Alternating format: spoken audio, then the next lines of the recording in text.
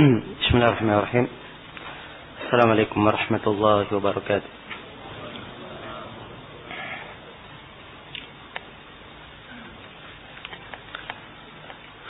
الحمد لله رب العالمين، والصلاة والسلام على المبعوث رحمة للعالمين نبينا محمد وعلى آله وصحبه ومن تبعكم بإحسان إلى يوم الدين. أما بعد. Kelanjutan pembahasan yang disebutkan oleh Imam Syaukani rahimahullah. Beliau berkata Kitabul Waqf. Kitab Al-Waqf. Ini kitab penjelasan tentang hukum-hukum seputar wakaf. Hukum-hukum seputar apa? Wakaf. Ya. Wakaf secara bahasa adalah dari kata al-habs atau bermakna al-habs, suatu yang dikurung, dan juga bermakna al-mana, suatu yang ditahan, dan juga bermakna as-sukun,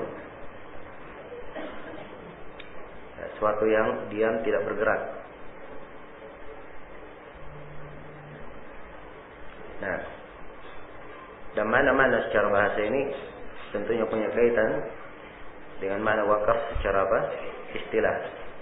Sebab sesuatu yang diwakafkan, maka dia telah ditahan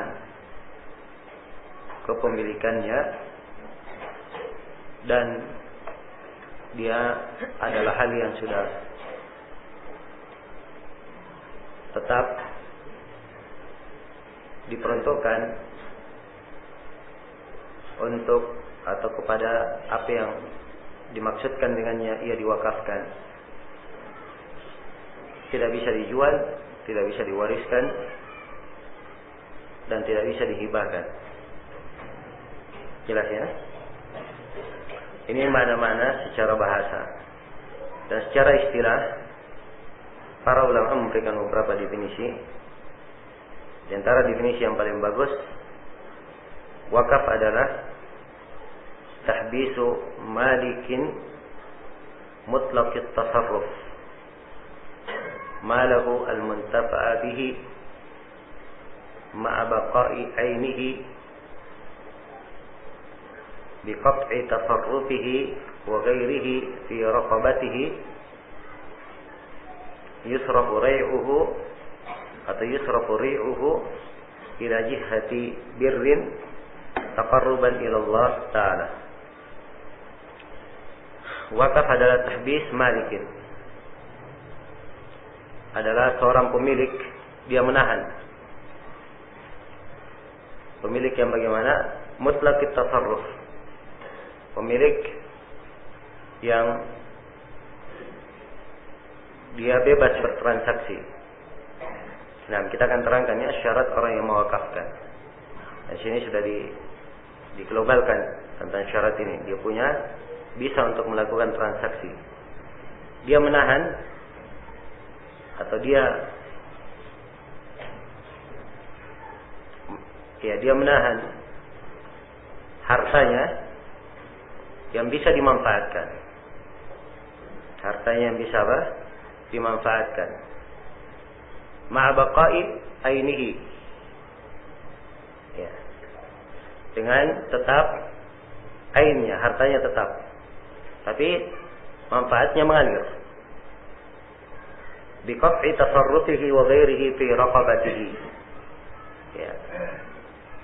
Bagaimana dia maksud menahan hartanya ini? Jadi dia menahan hartanya ini, dia tidak punya hak lagi untuk tasarruf di dalamnya, mengotak-atik di dalam harta itu. Tidak pula selainnya pada keturunannya. Yusrafu ri'uhu ila jihati bir. Keuntungan dari harta tersebut itu dimanfaatkan untuk kebaikan. Taqarruban ila Allah Ta'ala, untuk mendekatkan diri kepada Allah Ta'ala. Jadi ini yang disebut dengan wakaf.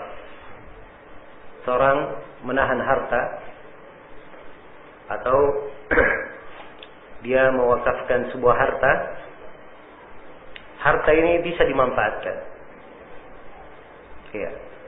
Asal dari harta tetap tidak berubah, tapi manfaatnya mengalir untuk kebaikan. Dan dia mewakafkan karena taqarrub, mengharap pahala dari Allah Subhanahu wa taala. Ya, jadi ini definisi wakaf. Dan wakaf adalah hal yang disyariatkan. Dia adalah hal yang disyariatkan. Ya. Masuk di dalam dalil-dalil umum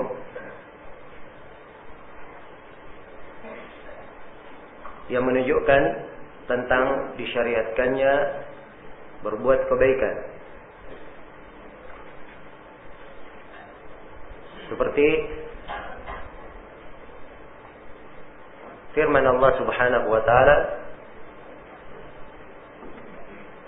"La tanalul birra hatta tunfiqu mimma tuhibbun." Kalian tidak mendapatkan albir, kebaikan, sampai kalian menginfakkan apa yang kalian cintai. Dan juga ayat di surah Yasin, Inna nahnu naktubu ma qaddamu atharahum. Sungguhnya kami menulis amalan yang mereka kedepankan dan jejak-jejak amalannya. Ini wakaf masuk juga di dalamnya, dari amalan kebaikan yang dia lakukan. Iya. Ini dari apa? Dari Al-Quran. Adapun dari hadis Rasulullah sallallahu alaihi wasallam, ya, adalah hadis riwayat Bukhari dan Muslim tentang kisah Umar bin Khattab radhiyallahu taala anhu yang mewakafkan hartanya. Ya, dari hadis Ibnu Umar berkata, Umar asaba ardan bi Khaybar. Sesungguhnya Umar, beliau mendapatkan tanah di Khaybar. Faqala ya Rasulullah, maka dia berkata, wahai Rasulullah, asabtu ardan bi Khaybar lam usib malan qad anfasa indi minhu, fama ta'muruni. Dia berkata, ya Rasulullah, saya mendapatkan tanah di Khaybar, saya tidak pernah dapatkan harta yang lebih bernilai untuk saya seperti itu. Ya. Apa yang kamu perintah kepadaku? Maka ini menunjukkan bahwa dari wakaf itu dia adalah sesuatu yang harta itu bisa tetap tinggal, tetapi manfaatnya bisa mengalir, bisa mendatangkan manfaat dan mengalir, digunakan di dalam kebaikan. Ya, dan di pernyataan Umar ini juga menunjukkan bahwa harta yang dipilih untuk wakaf itu adalah harta yang apa? Harta yang dicintai dan disenangi oleh seorang hamba. Sampai Umar di sini mengatakan, ampas indi, yang paling apa? Nafis di sisi saya. Ya. Faqalat, maka Nabi bersabda, in syi'ta habista aslaha wa tasaddaqta biha. Ya. Maka kata Nabi SAW, kalau kamu ingin, kamu tahan asalnya dan kamu bersedekah dengannya. Ya. Bersedekah dengannya. Ini pernyataan tentang apa? Wakaf. Kalau dikatakan habista aslaha, artinya kamu wakafkan. Kamu wakafkan harta tersebut. Fatasaddaqa biha Umar. Maka Umar pun bersedekah dengannya.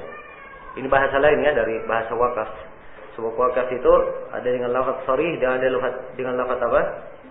Kinayah, dan akan kita terangkan. Ala alla tuba wala tuhab wala turab. Maka Umar pun mewakafkannya dengan ketentuan tidak boleh dijual, tidak boleh diberikan, tidak boleh diwariskan. Ya, tidak boleh diberikan, maksudnya tidak boleh dihibahkan, tidak boleh dijual. Fil fuqara. Ya, beliau wakafkan untuk fakir miskin, dawil qurba, karib kerabat, wariqab, budak-budak, wadhaif, tamu-tamu, wabni sabil, Ada orang yang apa? Kehabisan bekal. Ya. Orang yang kehabisan bekal. La junaha ala man waliha, la junaha ala man waliyaha ay ya'kula minha bil ma'ruf. Ya. Wa yat'am ghairu mutawawwil. Tidak ada masalah bagi siapa yang mengurus wakaf ini untuk makan darinya dengan ma'ruf dan memberi makan tanpa mutamawil, tanpa dia mengumpulkan harta di belakangnya. Iya. Jelas ya? Maka ini dalil tentang disyariatkannya wakaf. Tentang disyariatkannya wakaf. Dan juga dimaklumi hadis Abi Hurairah riwayat Muslim, idza mata al-insanu atau idza mata al-insanu inqata'a min amalihi illa min salat. Shadaqatun jariyah wa ilmun yuntafa'u bih wa waladun salihun yad'u lah. Apabila manusia meninggal maka terputus seluruh amalannya kecuali apa? 3. Shadaqah jariyah, ilmu yang bermanfaat, dan apa? Anak saleh mendoakan untuknya. Shadaqah jariyah inilah wakaf. Jelas ya? Yang diinginkan. Dan sepakat para ulama tentang wakaf ini. Dan sepakat para sahabat tentang wakaf, dan para sahabat masyhur dari mereka auqaf. Abu Bakar ada wakaf yang dikenal dari beliau, Umar, Utsman, Ali, bahkan sebagian sahabiat, Ummu Salamah dan lain-lainnya, mereka semuanya punya wakaf-wakaf yang mereka peruntukkan untuk jalur-jalur kebaikan. Iya. Maka ini tentang dalil disyariatkannya wakaf dari Al-Quran dan As-Sunnah menurut kesepakatan para ulama. Iya. Kemudian Asy-Syaukani rahimahullahu taala menjelaskan di sini tentang wakaf. Dan kita memberikan 8 catatan pembahasan di sini. Yang pertama syariat wakaf. Saya sudah terangkan tentang definisi dan syariatnya. Yang kedua syarat-syarat wakaf. Asy-Syaukani berkata, man habbasa milkahu fi sabilillahi sara muhabbasan. Ya. Siapa yang mentahbis? Ya, mentahbis. Tahbis itu kadang diartikan di dalam, kalau di bahasa Indonesia diartikan dengan kata apa? Dipenjarakan. Sebab dia tidak bisa apa? Kemana-mana. Memang diperuntukkan untuk itu saja. Ya, jelas ya? Siapa yang menghabas, yang menahan hartanya fi sabilillah, di jalan Allah, maka sara muhabbasan, maka dia dianggap muhabbas, artinya dianggap tanah apa? Dianggap suatu wakaf. Dianggap barang wakaf. Jelas ya? Ya, jadi ini ketentuan wakaf. Nampak dari sini bahwa wakaf itu disyaratkan padanya beberapa syarat. Nah, ya syarat yang pertama,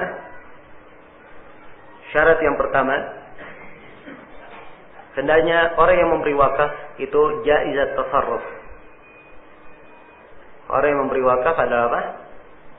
Jaiz at-tasarruf. Dia adalah orang yang boleh dan diizinkan melakukan transaksi. Ya, melakukan perbuatan. Ya, dan para ulama mensyaratkan syarat-syarat pada orang yang berwakaf. Ini kita sedang membahas syarat apa ini? Wakafnya ya. Ya, baik, kalau ingin dibuka pembahasan sebelumnya tidak ada masalah. Orang yang berwakaf itu disyaratkan beberapa syarat padanya. Orang yang berwakaf. Ya, si A, si B ingin mewakafkan tanah. Dia ingin membangun sebuah gedung yang dipakai untuk kemaslahatan umum. Ya, jelas? Maka dia ini dikatakan ingin mewakafkan. Apa syarat kalau dia ingin mewakafkan? Syarat yang harus terpenuhi pada dirinya ada 3 syarat. Syarat yang pertama dia harus akil, orang yang waras. Ya. Syarat yang kedua dia adalah seorang yang balik. Seorang yang balik. Kemudian syarat yang ketiga dia adalah apa? Jaiz at-tasarruf. Ya, jaiz at-tasarruf.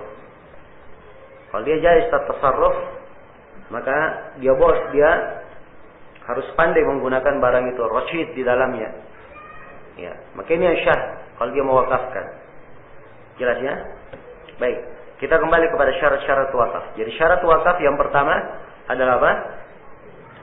Hendaknya orang yang mewakafkan jaiz atau tasarruf, boleh diizinkan melakukan transaksi. Syarat yang kedua dari syarat wakaf, ya, hendaknya barang yang diwakafkan adalah barang yang bermanfaat. Barang yang apa? Bermanfaat. Ya. Kemudian manfaatnya adalah manfaat yang terus bisa dinikmati. Jelas ya? Bisa dinikmati. Ini syarat yang kedua. Jadi kalau dia mewakafkan sesuatu yang tidak ada manfaatnya, maka ini tidak syah sebagai apa? Sebagai wakaf. Atau dia mewakafkan sesuatu yang manfaatnya tidak tetap. Manfaatnya misalnya sementara saja. Ya, manfaatnya cuma apa? Sementara. Misalnya dia wakafkan lilin.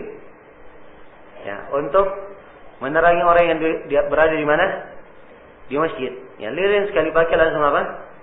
Habis. Maka ini tidak syah sebagai apa? Sebagai wakaf. Tapi para ulama yang mensyaratkan ini, mereka ada perbedaan pendapat. Apakah wakafnya harus selamanya, atau wakafnya asalnya selamanya, tapi kalau waktu tertentu dia rusak, maka dia masih tetap sebagai wakaf. Contoh misalnya, ya dimaklumi ya, seperti misalnya buku-buku. Ya, buku apakah boleh diwakafkan?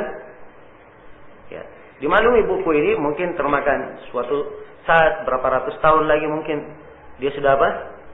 Sudah rusak. Ya, jelas ya? Apakah boleh? Jawabannya, menurut pendapat yang terkuat itu adalah hal yang apa? Yang boleh. Ya. Jadi asalnya dia bisa tetap manfaatnya. Kalau suatu saat manfaatnya hilang karena suatu dan lain hal, maka tidak ada masalah. Ya, demikian pula hal yang lainnya. Kalau misalnya diwakafkan kipas angin misalnya ke masjid. Ya, contoh ya, kipas angin dipakai, tapi ada saatnya kipas angin ini, ya, dia perlu perawatan. Ya, dan kadang ada yang dirawat-rawat tidak bisa baik sudah. Ya, dalam artian dia harus ya, diganti. Jelas ya? Baik. Ini kalau seperti ini keadaannya, dia adalah wakaf yang sudah tidak dimanfaatkan lagi. Ya, makanya ada pembahasannya nanti. Kalau seperti kipas angin tidak dimanfaatkan lagi, dilihat kalau dia bisa dijual, ya, apa masih ada nilainya, maka nilainya dijual, kemudian dimasukkan lagi, ya, ke dalam hal yang masih semisal dengan wakaf.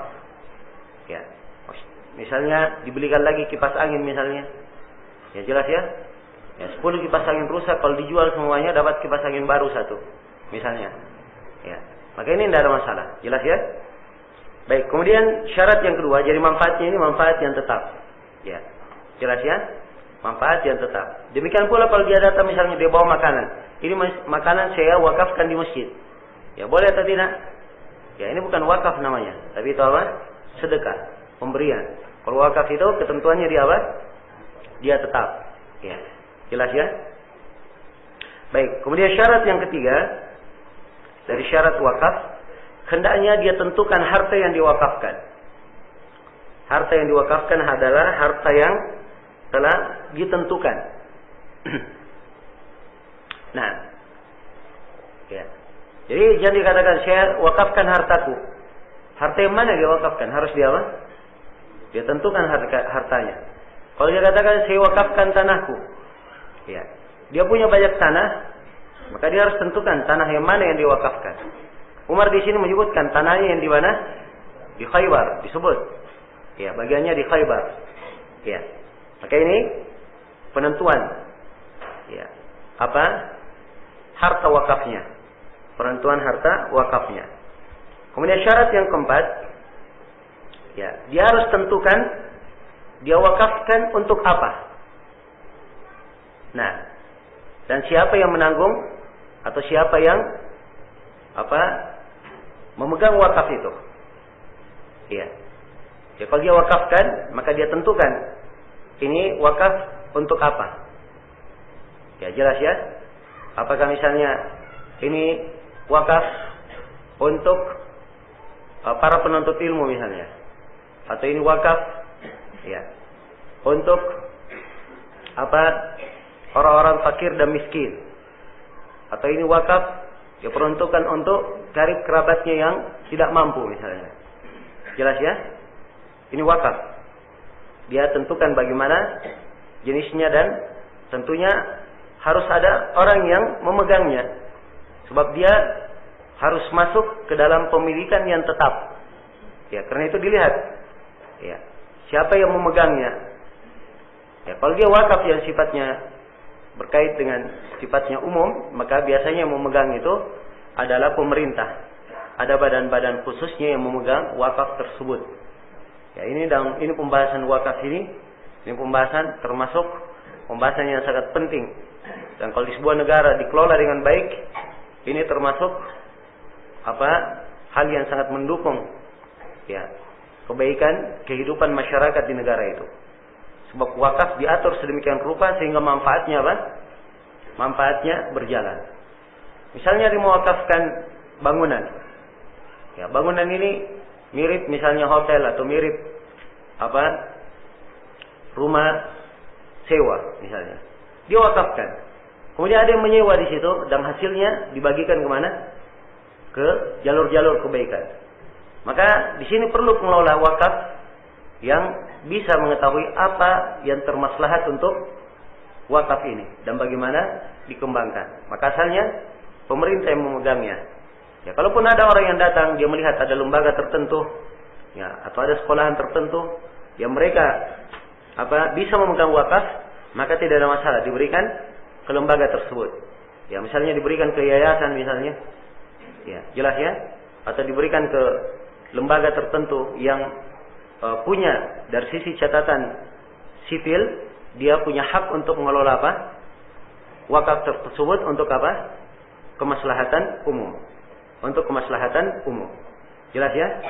Maka adanya bentuk yayasan-yayasan itu salah satu fungsinya untuk di negara kita di dalam pengelolaan pengelolaan wakaf. Dalam pengelolaan wakaf. Ya, sebab hal yang diwakafkan oleh seseorang itu bukan milik pribadi. Ya, bukan milik pribadi. Kalau ada yang bertanggung jawab di wakaf itu yang akan datang disebut nadhirul wakaf, dia yang bertanggung jawab ya terhadap wakaf, dia bukan pemilik. Tapi dia melihat apa yang termaslahat bagi wakaf. Jelas sampai sini ya? Baik. Kemudian berikutnya syarat yang berapa sekarang? Syarat yang kelima. Ya. Hendaknya wakaf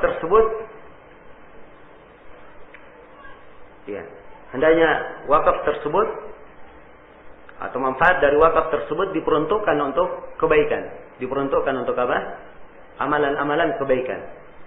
Ya, amalan kebaikan beraneka ragam amalan kebaikan. Maka kalau seorang datang dia berkata, ini saya sudah wakafkan, artinya amalan kebaikan apapun bisa bisa dimasukkan di dalamnya. Iya. Jelas bisa dimasukkan di dalamnya. Tapi kalau misalnya dia berkata, ini tanah misalnya atau ini gedung misalnya saya bangun dan saya wakafkan untuk fakir miskin saja misalnya. Atau saya wakafkan untuk para penuntut ilmu saja. Ya, maka asalnya dia digunakan untuk Untuk itu saja, karena dia mewakafkan untuk itu. Dan Umar ketika beliau wakafkan tanahnya di Khaybar, beliau tentukan siapa-siapa saja yang diberikan dari wakaf itu. Padahal ya sumber-sumber perbuatan kebaikan itu banyak. Tapi Umar membatasi pada siapa yang dia sebut saja. Baik. Jadi ini syarat yang keempat ya, di wakaf itu dipergunakan untuk kebaikan. Kemudian yang kelima dari syarat wakaf. Baik, yang keenam dari syarat wakaf. Wakaf ini tidak boleh diberikan pada saat, tidak boleh dikeluarkan oleh si pewakaf pada saat sakit yang dia mati di situ atau diberikan setelah dia meninggal. Jelas ya?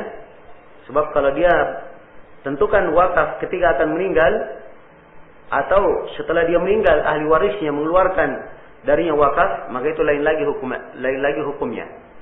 Sebab ini ada pembahasannya dengan wasiat dan pembahasan apa? Warisan.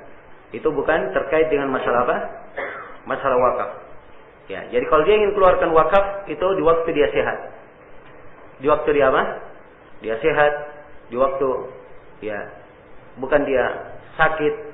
Di waktu dia sehat dia sudah mengeluarkan wakafnya. Adapun kalau dia mau meninggal, kemudian dia mengatakan ini saya wakafkan, maka apa yang dia katakan dia wakafkan itu namanya apa? Wasiat. Dan wasiat akan datang hukumnya.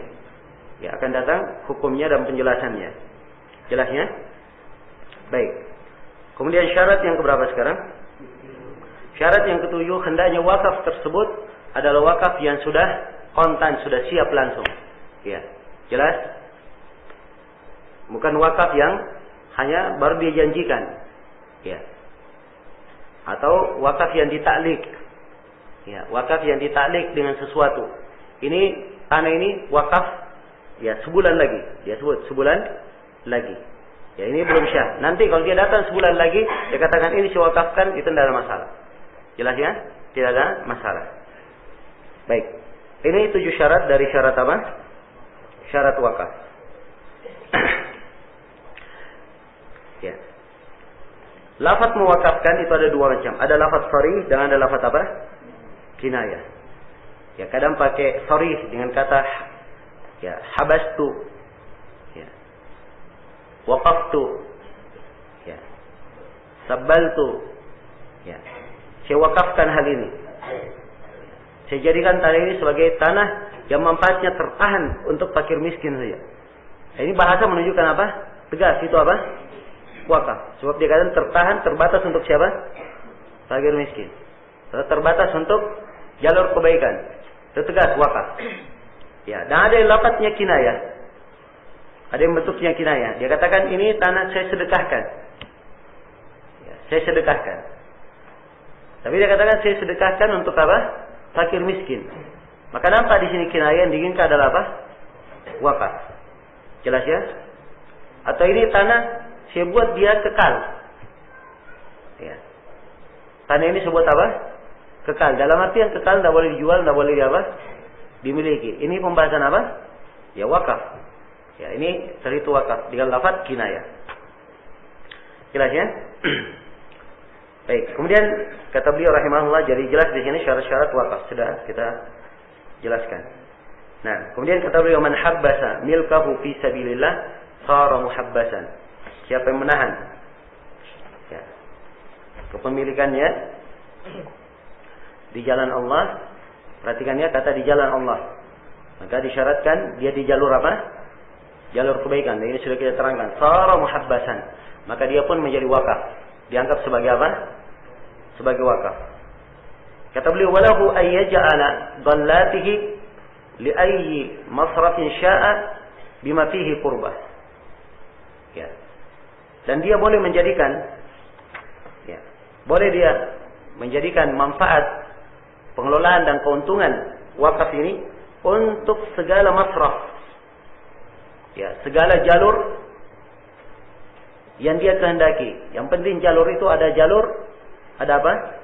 Ada kebaikan di dalamnya. Hal yang merupakan kurba, mendekatkan diri kepada Allah di dalamnya. Jelas ya? Jadi ini tentang wakaf. Ya.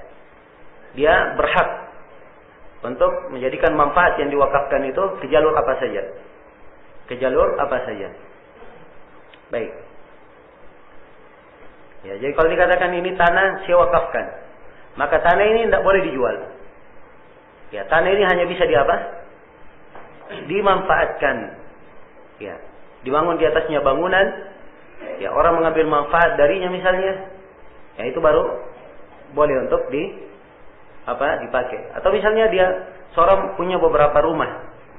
Kemudian dia katakan rumah ini saya wakafkan untuk fakir miskin misalnya. Maka boleh fakir miskin tinggal di situ. Ya. Dan boleh itu dikontrakkan dan hasilnya diberikan kepada siapa? Kepada fakir miskin. Jelas? Jadi dari sisi asal harta dia tetap tidak boleh dijual, tidak boleh diberikan, tidak boleh diwariskan. Ya. Tapi mengeluarkan manfaat dari harta ini, itulah maksud dari apa? Dari wakaf. Ya. Baik. Kemudian kata beliau rahimahullah, ya. Ya, kata beliau, walil mutawalli alaihi ay ya'kula minhu bil ma'ruf. Dan bagi orang yang berkuasa terhadap wakaf tersebut, ya, mungkin saya terjemah dengan bahasa yang lebih bagus, bagi orang yang diberikan kepercayaan untuk memegang wakaf tersebut, dia boleh untuk makan darinya dengan ma'ruf. Boleh dia makan darinya dengan apa?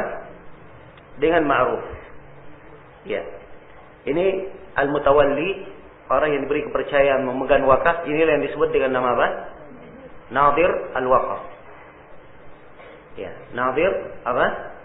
Al-waqaf. Orang yang memandang wakaf ini, orang yang memegang wakaf tersebut. Ya, dia memegang wakaf ini bukan pemilik dia, tapi dia melihat apa? Kemaslahatan untuk wakaf tersebut. Dan untuk nadir wakaf ini disyaratkan beberapa syarat. Syarat yang pertama, dia harus seorang muslim. Dia harus siapa? Seorang muslim.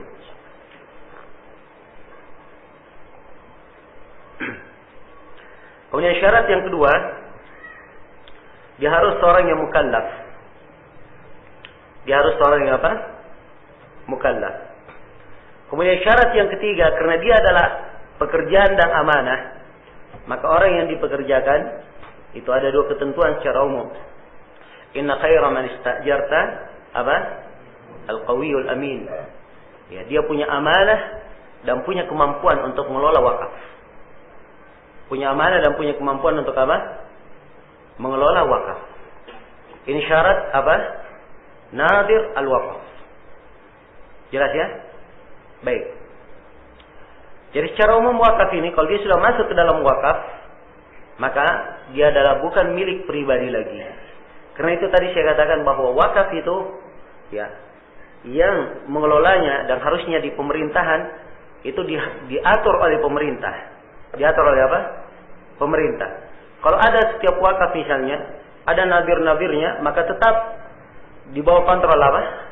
Pemerintah. Kalau misalnya nabir wakafnya melenceng misalnya, nabir wakafnya, ya, ternyata wakafnya dia tidak manfaatkan dengan baik, atau wakafnya dia tidak pergunakan, dia keterlaluan di dalam mempergunakan keuntungannya untuk kepribadiannya. Ya, siapa yang mengontrolnya? Ya, maka ini yang mengontrolnya adalah siapa? Ya, pemerintah. Sebab memang asalnya ini adalah hal yang bukan lagi menjadi milik pribadi. Jelas ya? Wakaf itu bukan lagi milik pribadi. Baik. Jadi ini syarat nadirul wakaf. Ya. Kata Syukani dia boleh makan ya dari wakaf itu bil ma'ruf, dengan hal yang ma'ruf. Nah, itulah yang disebutkan dalam hadits Umar tadi, la janaha ala man waliyaha ay ya'kula minha bil ma'ruf wa yata'am ghairu mutamawwil. Ya, tidak apa-apa bagi siapa yang memegang wakaf itu, dia makan dari wakaf tersebut dengan ma'ruf, dengan hal yang ma'ruf. Maksudnya apa dengan hal yang ma'ruf? Sesuai dengan urf dan kebiasaan. Ya. Biasanya orang yang seperti ini, kalau dia memperhatikan, misalnya gedung sebesar ini misalnya, dia semua yang mengurusnya. Ya. Dia yang memperhatikannya, dia bertanggung jawab. Kira-kira orang yang seperti ini, berapa kira-kira diberikan gaji per bulannya? Ya. Berapa dari kehidupan untuk hidupnya yang diberikan dari wakaf itu per bulannya? Maka dilihat apa yang ma'ruf dan dikenal di kalangan apa? Di kalangan manusia. Nah, jelas ya? Di sinilah letak dilihat. Ya. Jadi kalau bisa kebiasaan orang misalnya dia diberi 1 juta, maka diberi 1 juta. Kebiasaannya diberi 2 juta, maka diberi apa? 2 juta dari keuntungan wakaf tersebut. Ini dilihat kepada kebiasaan. Nah, karena ini yang dilihat secara urf, maka harusnya nadirul wakaf ini itu meminta pertimbangan orang-orang lain. Bukan keputusan mutlak dari siapa? Dari dia. Tapi dia melihat siapa pertimbangan orang-orang lain. Ya. Sebab biasanya mengurus wakaf seperti ini, itu ya namanya mengurus hal yang diperuntukkan untuk umum, ini perlu amanah. Ya, perlu amanah yang pertama. Kemudian yang kedua itu adalah letak yang banyak syubhat di situ. Kadang orang dituduh dengan tuduhan-tuduhan yang apa? Yang tidak benar. Ya, jelas ya? Dan ini dijaga oleh Nabi sallallahu alaihi wasallam. Karena itu Nabi sallallahu alaihi wasallam dan anak-anaknya untuk penjagaan terhadap beliau dilarang untuk mengambil apa? Makan dari harta sedekah. Diharamkan harta sedekah terhadap Nabi dan apa? Bani Hashim. Diharamkan untuk mereka. Jelas ya? Ini penjagaan. Sebab memang dalam kedudukan beliau seorang Nabi, layak beliau dijaga di dalam hal ini. Jelas ya? Maka ini perlu diperhatikan aturan-aturan yang terkait dengan hal ini. Iya. Kemudian juga setiap orang, ya, dia tahu keberadaan dirinya dalam sebuah wakaf. Ya. Dia di wakaf itu apa kedudukannya? Ya. Kalau dia sebagai pengelola, maka dia laksanakan tugasnya sebagai pengelola, nadirul wakaf. Orang yang memperhatikan wakaf itu. Kalau dia bukan pengelola, dia pengamat saja, ya, maka kalau ada hal yang kurang baik, hendaknya apa? Dia sampaikan. Dia nasihatkan. Ya, sebab ini terkait dengan apa? Sebuah kemaslahatan. Ya, terkait dengan sebuah kemaslahatan. Ini kalau dia melihat sesuatu yang memang dia yakin di situ ada kesalahan atau ada hal yang keliru. Ya, tapi kalau hanya dengar berita-berita, ya dikatakan begini, dikatakan begitu. Ini su'udzan namanya, berjelek sangka. Ya, dan yang seperti ini adalah hal yang sebagiannya sudah merupakan dosa. Ya, sudah merupakan dosa. Apalagi kalau memang yang disampaikan bukan su'udzan lagi, kedustaan maupun yang lainnya, maka ini akan mengakibatkan banyak hal. Akan mengakibatkan adanya ketidakpercayaan terhadap orang yang mengelola maslahat umum, sehingga hal-hal yang tadinya baik orang berjelek tidak baik terhadapnya. Berjelek tidak baik, bersangka tidak baik terhadapnya. Maka hendaknya setiap orang punya punya akal dan punya tahu kadar dirinya. Dia berada di posisi mana, di kondisi mana, ya. Dan dia posisinya sebagai apa. Maka harusnya dia kalau ingin menasihati dia berikan dengan cara yang baik, dengan cara yang baik. Ini harusnya yang dilakukan dalam berbagai bentuk awqaf. Ya, dan kita tahu ya di hal-hal yang secara umum berkaitan dengan dakwah, ya apakah di Makassar ini maupun di selainnya dari ya berbagai kota di Indonesia ini, bahkan di seluruh dunia ini, semuanya banyak terkait dengan awqaf, dengan wakaf-wakaf. Ya, sebab namanya ada ta'awun 'alal birri wat taqwa. Ya, orang yang mewakafkan dia ingin berbuat baik, kan begitu. Maka dia perlu orang yang bisa mengelola wakaf itu supaya diarahkan kepada apa? Kebaikan. Maka untuk terwujud hal ini, maka harus ada jasa yang baik dari semua pihak. Harus ada jasa yang baik dari semua pihak yang menunjukkan ta'awun, ingin ada menunjukkan ta'awun, ingin mewujudkan kemaslahatan dan kebaikan di tengah umat. Ya, maka sifat yang seperti ini yang hendaknya kita kembangkan. Ya, untuk kemajuan dan kemaslahatan dakwah. Ini yang saya sayangkan kadang pada sebagian ikhwah, kadang ada yang tidak cocok misalnya. Ya, atau ada dia punya pendapat sendiri, ya. Kalau dia diam, itu lebih bagus baginya. Tapi ini tidak, kadang berbicara dengan sangkaan, ya, dan kadang berbicara dengan hal yang tidak sesuai dengan kebenaran. Tidak sesuai dengan kebenaran. Dan ini adalah hal yang keliru. Dia sudah banyak jatuh di dalam dosa.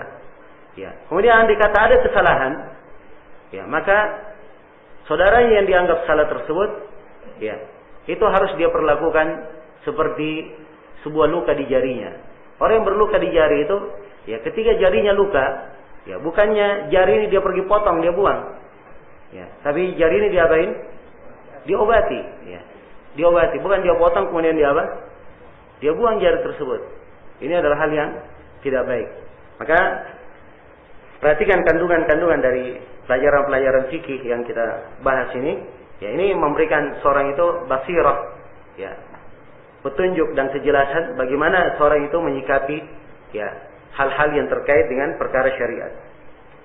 Ya, baik. Kemudian berikutnya kata Syaukani rahimahullah, ini pembahasan beberapa sudah. Ya, keempat nadirul wakaf sudah. Yang kelima sekarang ya. Ya, penyamaan diri pewakaf dengan kaum muslimin yang lain. Kata Syaukani rahimahullah, walil waqifi ay yaj'ala nafsahu fi waqtihi kasairil muslimin. Ya. Dan bagi orang yang mewakafkan, dia boleh menjadikan dirinya, ya, pada wakaf yang diwakafkan itu sama dengan seluruh kaum muslimin. Sama dengan seluruh apa? Seluruh kaum muslimin. Iya. Dan ini berdasarkan apa yang diriwayatkan oleh Imam Al-Bukhari secara muallaq. Ya. Nah, tentang dari Utsman bin Affan radhiyallahu taala anhu, di mana disebutkan di situ sabda Nabi sallallahu alaihi wasallam, fayaj'al fiha dalwahu ma'a dila'il muslimin. Hendaknya dijadikan, ya, pada wakaf itu timbanya dia sama dengan timba kaum muslimin yang lainnya. Sama dengan timba apa? Kaum muslimin yang lainnya. Nah, baik. Jadi orang yang mewakafkan kondisinya seperti ini. Ya, orang yang mewakafkan, dia boleh mewakafkan hartanya, tapi dan dia boleh juga menjadi apa? Nadirul wakaf. Dia boleh menjadi apa? Nadir al-wakaf. Dia sendiri yang melihatnya. Tapi kalau dia berbuat seperti Umar, maka itu lebih bagus. Ya, dia mewakafkan, tapi dia jadikan apa? Orang lain sebagai apa? Nadir wakafnya. Ya, supaya ini dia akan lebih apa? Terkesan sempurna di dalam mewakafkan. Sempurna di dalam apa? Mewakafkannya. Baik. Kemudian kata beliau rahimahullah, wa man waqafa syai'an mudarraratan. Ya, di sebagian riwayat mudarratan, dalam masalah di manuskripnya begitu ya. Liwarithihi kana waqfuhu batilan. Siapa yang mewakafkan sesuatu, dia ingin membahayakan ahli warisnya, maka wakafnya dianggap batil. Misalnya dia mewakafkan harta. Ya. Hartanya diwakafkan, ini harta saya, dia punya harta 100 juta. Dikatakan harta saya 99 juta semuanya saya wakafkan untuk apa? Bangun rumah untuk fakir miskin misalnya. Jelas ya? Ya. Dia tinggalkan untuk ahli warisnya cuma apa? 1 juta saja. Ya. Jelas? Dia lakukan tersebut ya karena ingin diberi pelajaran ahli warisnya. Ya. Dan ini kadang terjadi ya, subhanallah, pada sebagian dari masyarakat kita. Ya. Kadang dia punya masalah. Ahli waris kan banyak, dari pihak istri, dari pihak anak, ya, dari pihak ini dan seterusnya. Terjadi perceraian antara suami dan istri. Ya. Anak tetap mewarisi dari ayah dan apa? Ya, dari ayah kan begitu, atau istrinya. Ya. Maka berhubung karena si anak ini dia ikut sama ibunya, ya, dan semuanya kontra dengan si ayah, sudah kamu tidak ada warisan dari saya. Ya, ini tidak diperbolehkan. Jelas ya? Sebab asalnya dia adalah apa? Anaknya. Ya, memiliki hak waris darinya. Jadi kalau misalnya dia sengaja mewakafkan hartanya untuk membahayakan anaknya, maka ini apa? Tidak diperbolehkan.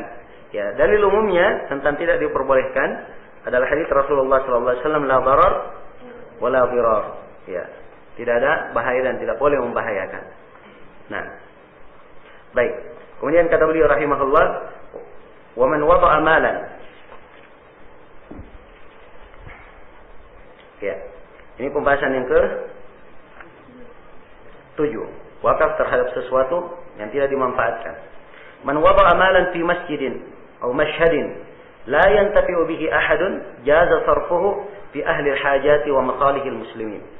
Siapa yang meletakkan harta di sebuah masjid atau di sebuah mashhad, tempat berkumpulnya manusia, ya, la yantafi'u bihi ahad, di mana tidak seorang pun yang mengambil manfaat dengannya, maka jaza sarfuhu, boleh untuk digunakan, dimanfaatkan fi ahlil hajat, pada orang-orang yang punya keperluan, wa masalihil muslimin, pada apa-apa yang ada maslahat untuk apa? Untuk kaum muslimin. Ya. Nah, jelas ya? Pada apa-apa yang merupakan maslahat untuk kaum muslimin. Ya. Ya, kalau misalnya ada harta di sebuah masjid, ya, diwakafkan di sebuah masjid harta itu, diletakkan, dan di masjid itu sendiri tidak dipakai, maka ini boleh diserahkan kepada yang lain. Ya, boleh disalurkan kepada orang yang mempunyai hajat dan apa-apa yang ada kemaslahatan kaum muslimin.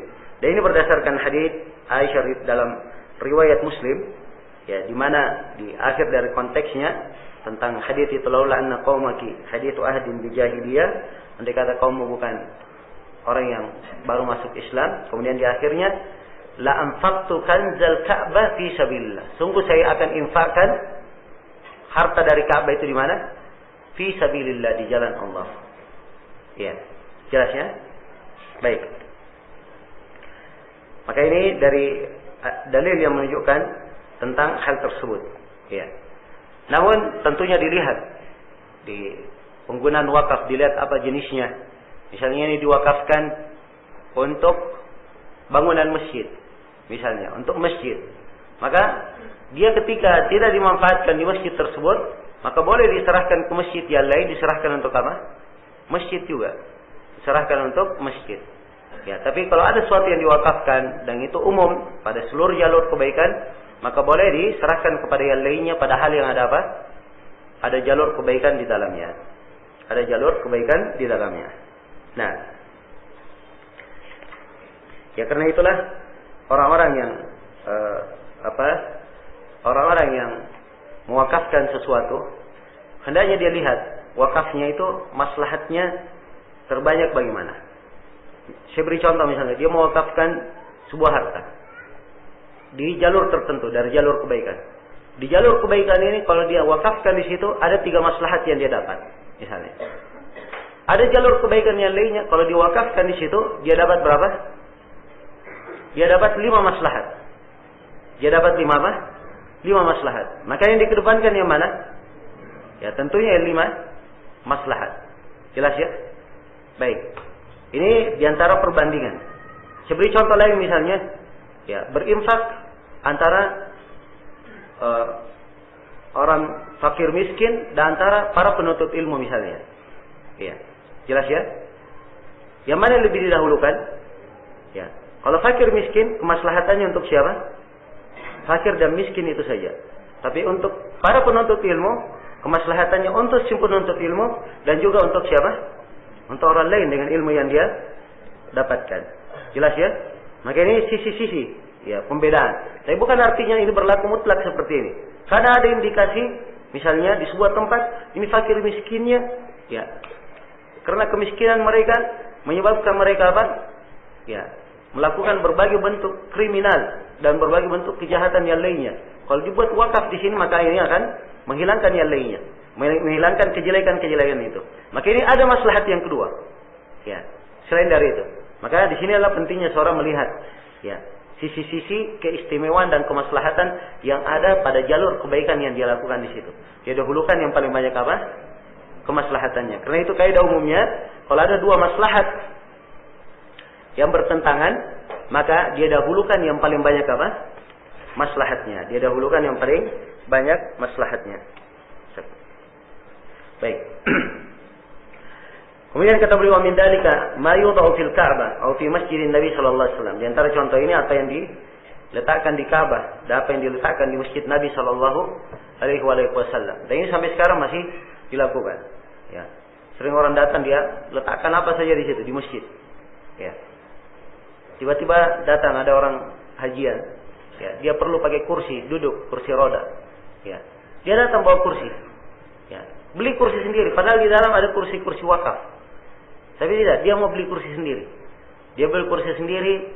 Setelah itu begitu dia pulang, ya, dia tulis di situ namanya. Ini wakaf dari fulan bin fulan. Ya, jelas ya? Fulan bin fulan. Akhirnya tiap kali orang datang haji, penuh masjid itu. Mungkin kalau dikumpul semua masjidnya akan penuh dengan apa?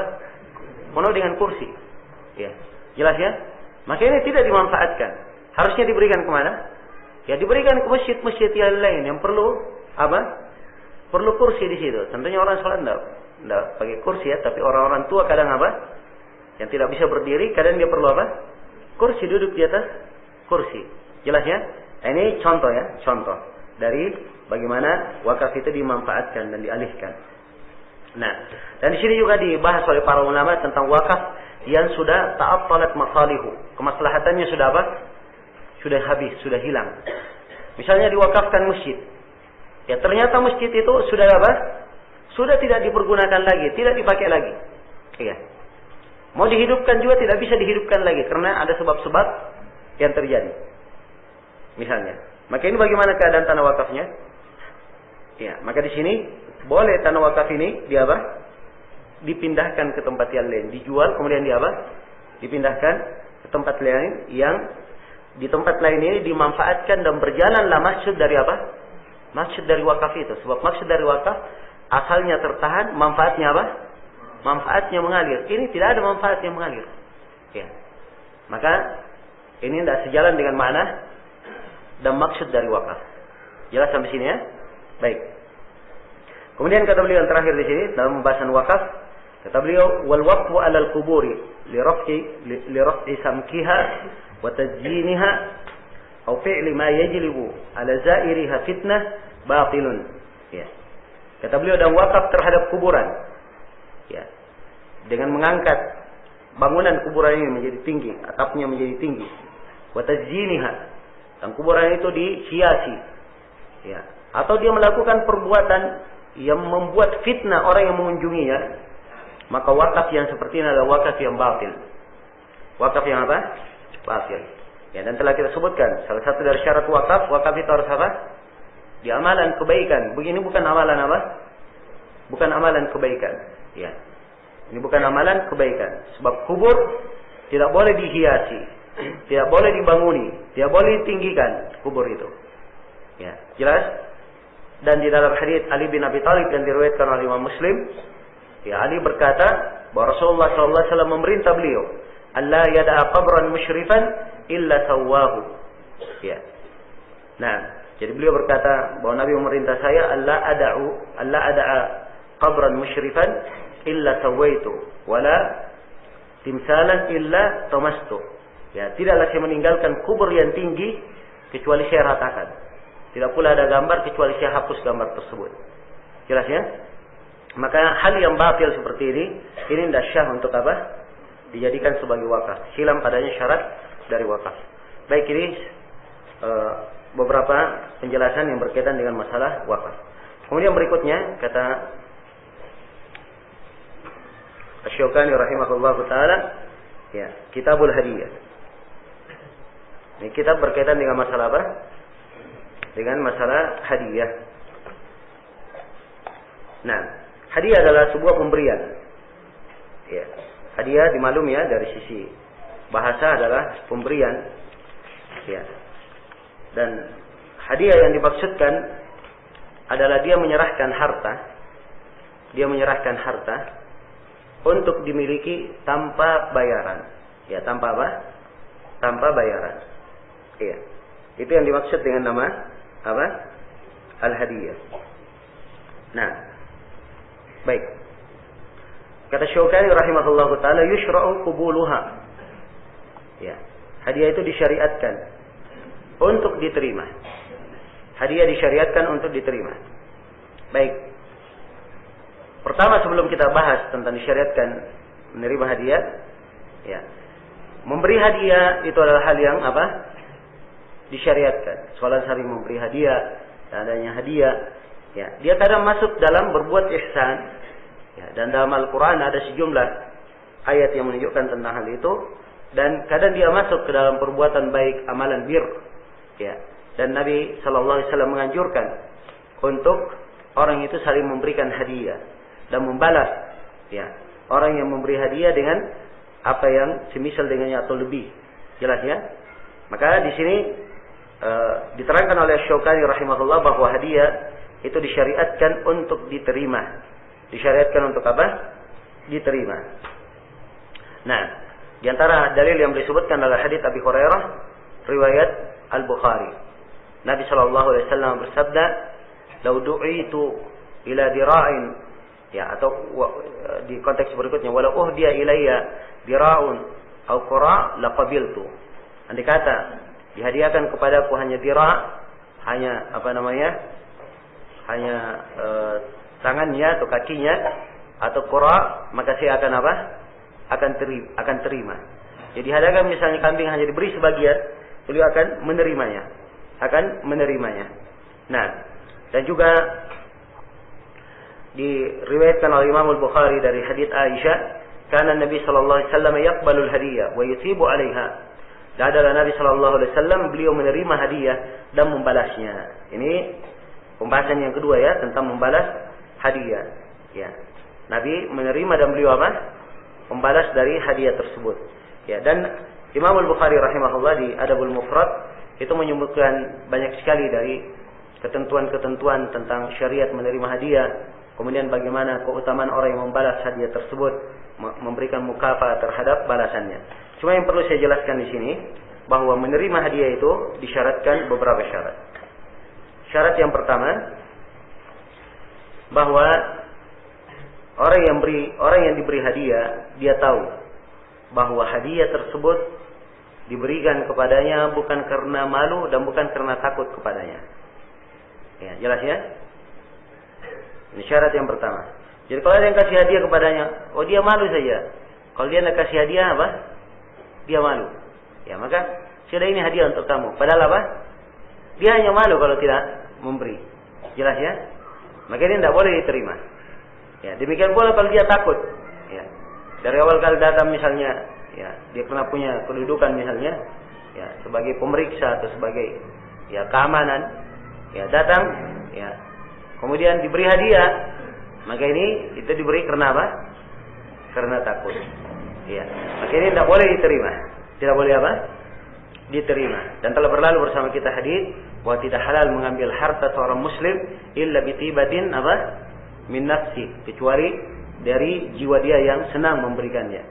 Baik, syarat yang kedua dari syarat menerima hadiah, ya, boleh dia terima hadiah tersebut kalau tidak ada apa? Tidak ada sebuah pelanggaran syar'i yang muncul di belakang penerimaannya. Ya. Jadi kalau ada pelanggaran syar'i, kalau dia terima, maka ini adalah hal yang apa? Tidak dibenarkan. Hal yang tidak dibenarkan. Nah, ya. Dia menerima hadiah. Tapi akibatnya apa? Dia jatuh, dia menerima hadiah tersebut. Ya, tapi hadiah ini mengakibatkan pelanggaran syar'i. Ya. Dia misalnya melakukan riswah. Ya, jelas ya? Itu adalah hadiah yang diterima karena sogokan, karena dia membantunya dalam sebuah apa? Amalan untuk mewujudkan sebuah hak, ya. Untuk membatalkan sebuah hak atau membenarkan sebuah yang batil. Jelas ya? Ya. Atau misalnya dia adalah seorang pegawai. Misalnya dia adalah seorang apa? Pegawai. Ya, dia terima hadiah di situ. Maka ini adalah pelanggaran syariat. Seorang pegawai pada pekerjaan yang dia telah digaji di situ, tidak boleh dia menerima apa? Tidak boleh dia menerima hadiah. Dan Nabi Shallallahu Alaihi Wasallam telah bersabda, hadiatul ummal apa? Gulul. Hadiah para pekerja itu adalah apa? Gulul, harta rampasan. Ya, jelas ya? Kemudian dikatakan syarat yang ketiga dari syarat menerima hadiah, ya, hadiah tersebut bukan hal yang diharamkan. Bukan hal yang diharamkan pada ainnya, pada zatnya. Ya. Misalnya dia diberi khamar misalnya, hadiah khamar. Boleh atau tidak diterima? Oh, jangan dia berkata, tidak boleh menolak hadiah. Disyariatkan menerima hadiah, diambil hadiahnya. Ya, tidak boleh. Jelas ya? Demikian pula kalau dia beri hadiah bangkai misalnya. Ya, dia terima atau tidak? Ya, ini sama, karena dia adalah hal yang diharamkan. Ya. Kemudian yang ketiga, tidak boleh dari syarat menerima hadiah tersebut bukanlah hak orang lain. Ya, bukan apa? Bukan hak orang lain. Kalau hak orang lain maka tidak boleh apa? Diterima. Jelas. Baik, kemudian kata Syaukani rahimahullahu taala, wa mukafa'atu fa'iliha, dan disyariatkan membalas orang yang memberi hadiah. Jadi kalau dia diberi hadiah, dia apa? Dia balas hadiah tersebut. Tidak boleh ditolak. Ya. Tidak boleh ditolak hadiah, tapi nanti dia balas hadiah itu. Ya, ada hadits lain ya yang jelas dari Nabi. Haditsnya ada hadits Ibnu atau hadits Abi Mas'ud riwayat Imam Ahmad, disahihkan oleh Syekh Al-Albani.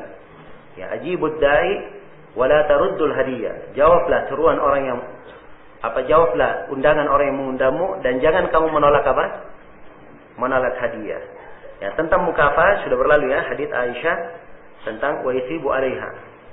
Nah, wa yathibu 'alaiha. Dan Nabi sallallahu alaihi wasallam membalas hadiah tersebut.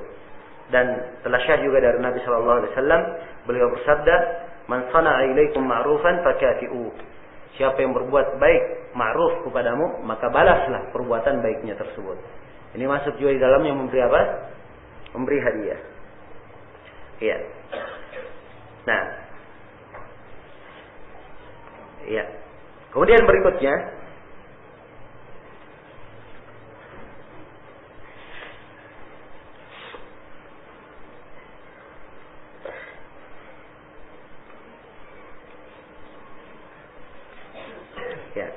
kata Syaukani, wa tajuzu bainal muslimi wal kafir. Ya.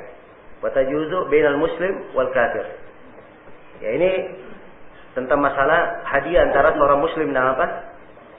Kafir. Ya, hadiah dan pembalasan hadiah antara muslim dan kafir, saling memberi hadiah. Apakah ini diperbolehkan? Syaukani di sini menyebutkan sejumlah hadis ya, yang nampak sekali bahwa Nabi sallallahu alaihi wasallam pernah menerima hadiah dari orang kafir. Ya, pernah menerima hadiah dari orang kafir. Dan juga Nabi sallallahu alaihi wasallam yang mengizinkan sebagian sahabat untuk membalas hal tersebut. Ya, maka ini semuanya dalil yang jelas menunjukkan benarnya apa yang disebut oleh Syaukani di sini. Kemudian kata beliau, wa yahrumur ruju' fiha. Ini pembahasan yang ketiga, haraman pengembalian kembali hadiah yang telah diberikan. Jadi kalau sudah kasih hadiahnya, tidak boleh apa? Tidak boleh diambil lagi. Ya. Haram untuk rujuk darinya. Kenapa haram untuk rujuk? Karena Nabi SAW menegaskan tentang haramnya ini. Kata beliau dalam hadits Ibn Abbas, riwayat Bukhari dan Muslim, al-aidu fi hibatihi kal kalbi ya'udu fi qai'ihi. Orang yang kembali kepada pemberiannya, ya. Hibah sama dengan hadiah ya, dalam sebagian konteksnya, dalam sisi bahasa dan syariatnya. Karena itu beliau bawakan setelahnya pembahasan hibah. Ya, dan Asy-Syaukani akan terangkan nanti pembahasannya. Baik. Al-aidu fi hibatihi kal kalbi ya'udu fi qai'ihi.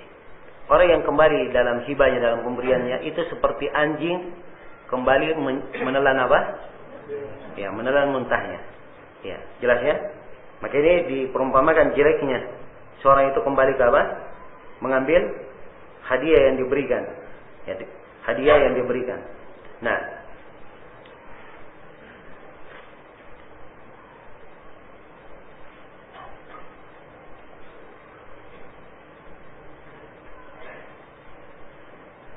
ya. Dan dia kembali mengambil hadiah ini kalau hadiah tersebut itu sudah apa? Sudah jatuh di tangan orang itu, sudah dia pegang, sudah dia pegang, kemudian dia pergi ambil lagi. Ya, tapi kalau dia baru janji, nanti saya akan beri hadiah kamu. Saya akan beri hibah pemberian kepadamu. Setelah itu ternyata dia batal memberi, ya, maka ini tidak masalah. Cuman makruh karena dia sudah menjanji kemudian tidak apa? Tidak memberi. Ya itu saja. Jelas ya? Dan bagi Syekhul Islam Ibnu Taimiyah, dia adalah tidak boleh melakukan hal itu. Sebab seorang muslim tidak boleh berakhlak seperti tanda yang disebutkan tentang kaum munafikin, idza wa'ada akhlak. Apabila dia berjanji dia tidak menepatinya. Kemudian kata beliau, wa yajibut taswiya bainal aulad.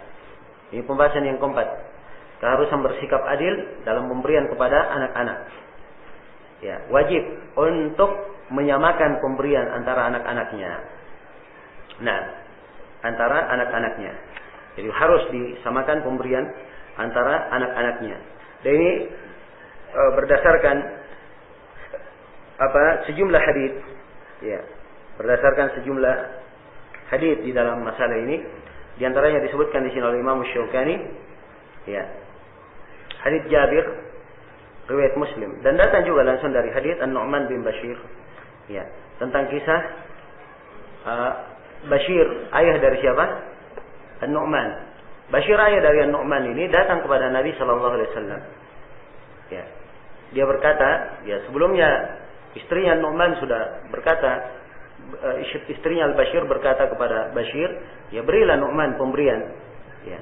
Maka Bashir pun ingin memberi Nu'man apa? Memberi anaknya sebuah pemberian. Maka dia datang kepada Nabi sallallahu alaihi wasallam. Ya, kemudian dia berkata, "Ya Rasulullah, saya sudah berikan Nu'man ini pemberian begini dan begini. Ya, saya ingin engkau mempersaksikannya." Maka Nabi SAW ya bertanya kepadanya, "Lahu ikhwah?" Apakah dia punya saudara-saudara? Ya, apa di setiap di riwayat yang lain beliau katakan, "Aqulla waladika nahaltahu misla hada?" Apakah setiap anakmu kamu berikan pemberian seperti ini? Maka kata Nu'man, "La, tidak." Ya. Maka Nabi SAW berkata, ya, banyak konteks ya. Beliau berkata, "La tashhaduni ala jawr." Ya, jangan kamu mempersaksikan saya di atas apa? Kesewenang-wenangan. Ya, di sebuah riwayat beliau berkata, "Ittaqullaha wa'dilu fi auladikum." Bertakwalah kalian kepada Allah dan berbuat adillah kalian antara anak-anak kalian. Jelas ya? Maka di sini menunjukkan wajib ya, orang tua itu berbuat adil pada anak-anaknya dalam pemberian yang dia berikan padanya. Ya, ingat di sini ini pembahasannya di bab apa? Hadiah dan apa? Hibah. Ini bukan di pembahasan nafkah. Bukan di pembahasan apa? Nafkah. Kalau nafkah anak, maka ini wajib diberikan oleh orang tua. Ya, walaupun tidak sama. Walaupun apa? Tidak sama. Ya, ada anaknya satu orang misalnya dia tidak sekolah. Ya, karena tidak sekolah maka apa? Tidak dinafkahi, kan begitu? Tidak dinafkahi. Yang sekolah dinafkahi. Maka tidak boleh di sini dikatakan, apakah seluruh anakmu kamu nafkahi? Ya, tidak boleh kamu lakukan. Ini kaitannya nafkah, bukan apa? Pemberian. Demikian pula misalnya kalau seorang anak, ya, ada anak mau menikah misalnya, ayahnya kasih duit 20 juta, ini kamu pergi nikah. Ya, anak yang lain protes. Ya, bapak tidak adil. Ya, kalau bapak beri dia 10 juta, harusnya semuanya diberi 20 apa? 20 juta. Kalau dia diberi 20 juta, semuanya diberi 20 juta. Ini keliru ya. Ya, sebab ini pemberian nafkah untuknya. Sebab nafkahnya masih ditanggung oleh siapa? Orang tua. Ya, dan nafkah yang seperti ini tidak harus sama. Ini anak nikah maharnya 20 juta. Yang sana Masya Allah dia dapat ya agak istimewa sedikit. Ya, dapat mertua, ya, dia ridho dengan berapa? 5 juta misalnya. Ya, maka ayahnya sana 20 juta, ini berapa? 5 juta, sama aja semuanya. Boleh bagi orang tua, tidak harus dikatakan, oh sana 20 juta berarti di sini juga harus apa? 20 juta. Ini tergantung hajat dan keperluan anak itu, dia keluarkan nafkah. Tapi kalau dia hadiah, hibah, maka ini tidak boleh kecuali apa? Harus sama. Dia harus sama. Kalau dia beri satu anaknya, maka semuanya harus apa? Harus diberi. Jelas sampai sini? Kapan satu dia beri, yang lainnya tidak diberi? Itu adalah hal yang keliru. Dan Nabi sini membahasakan dengan bahasa yang tegas. Jangan persaksikan saya di atas kesenang-wenangan. Dan beliau ingatkan, bertakwalah kalian kepada Allah dan berbuat adillah di antara anak-anak kalian. Jelas ya? Sisa di sini ada satu masalah. Ya, baik. Kalau harus berbuat adil antara anak-anak, bagaimana keadilan itu? Ya. Apakah semuanya sama antara laki-laki dan perempuan? Ya. Atau laki-laki bagiannya 2 kali lipat bagian perempuan? Sebagaimana dalam warisan. Sebagaimana apa? Dalam warisan. Ini 2 pendapat di kalangan para ulama. Jelas ya? Sebagian para ulama berpendapat bahwa dia harus berbuat adil pada semua anak-anaknya. Laki-laki dan perempuan sama. Ya. Jelas ya? Jadi kalau ada anaknya diberi tanah, ya, 10 kali 10, semuanya harus diberi tanah 10 kali 10. Laki-laki dan perempuan. Jelas ya? Ya. Kalau menurut pendapat yang kedua, laki-laki 2 kali lipat bagian apa? Perempuan. Mereka mengambil ayat, ya, lidzakari mithlu hadzil unsayain. Ya. Yusikumullahu fi auladikum lidzakari mithlu apa? Hadzil unsayain. Ya. Allah memberikan wasiat kepada kalian pada anak-anak kalian. Laki-laki dia mendapatkan bagian 2 kali lipat dari bagian apa? Perempuan. Jadi kalau laki-laki diberi 10 kali 10 dari tanah, maka perempuan diberi berapa? 5 kali 5. Ya, jelas sampai sini? Ya, demikian. Itu yang adil menurut jumhur. Tapi sebagian para ulama tidak. Adil semuanya harus sama. Harus sama. Jelas ya? Ini 2 pendapat di kalangan para ulama. Iya. Yang dikuatkan oleh Syekh Shalih Fauzan, Syekh Ibnu Utsaimin dan lain-lainnya, yang dikatakan adil itu, ya, apa? Laki-laki jatahnya 2 kali lipat dari apa? Dari perempuan. Baik. Selesai sampai sini? Hah? Jelas ya? Baik. Kemudian kata Syaukani rahimahullah,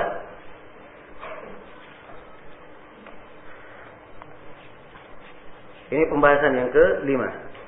Ya, makruhnya atau kemakruhan penolakan hadiah tanpa ada larangan syar'i.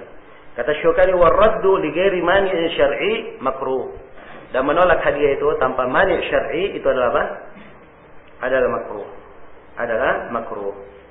Nah, ya kalau dia menolak hadiah tanpa ada larangan syar'i itu adalah hal yang makruh. Ya, sudah berlalu ya tentang disyariatkannya dan Nabi melarang la taruddul hadiah. Kalau dia menolak hadiah, maka dia tidak melaksanakan apa yang diperintah oleh Nabi sallallahu alaihi wasallam. Ya, tentang masalah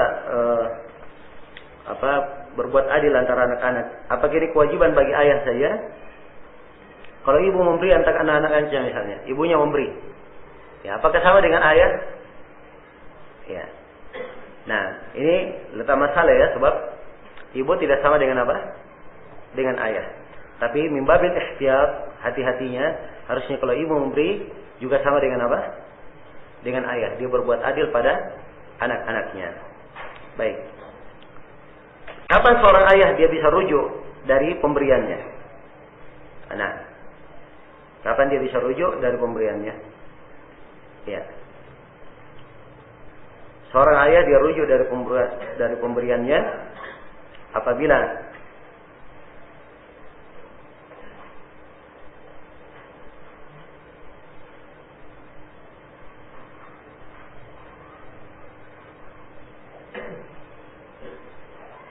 bagian dari bahasa Syukani ya di sini dari pembahasan rujuk dari pemberian. Atau kita tinggalkan saja pembahasan ini. Nah, so masih banyak pembahasan. Kalau saya terlalu banyak buka pembahasan untuk antum nanti panjang nanti pembahasan kita. Ya, baik, saya sudah terlanjur bilang ya, jadi tidak apa-apa kita. Nanti sepotong-sepotong antum dapat. Jadi asalnya ada hadits yang menjelaskan bahwa orang tua boleh rujuk. Ya, boleh dia rujuk dari pemberian yang diberikan kepada apa? Kepada anaknya. Namun oleh para ulama disyaratkan beberapa syarat kalau dia ingin rujuk.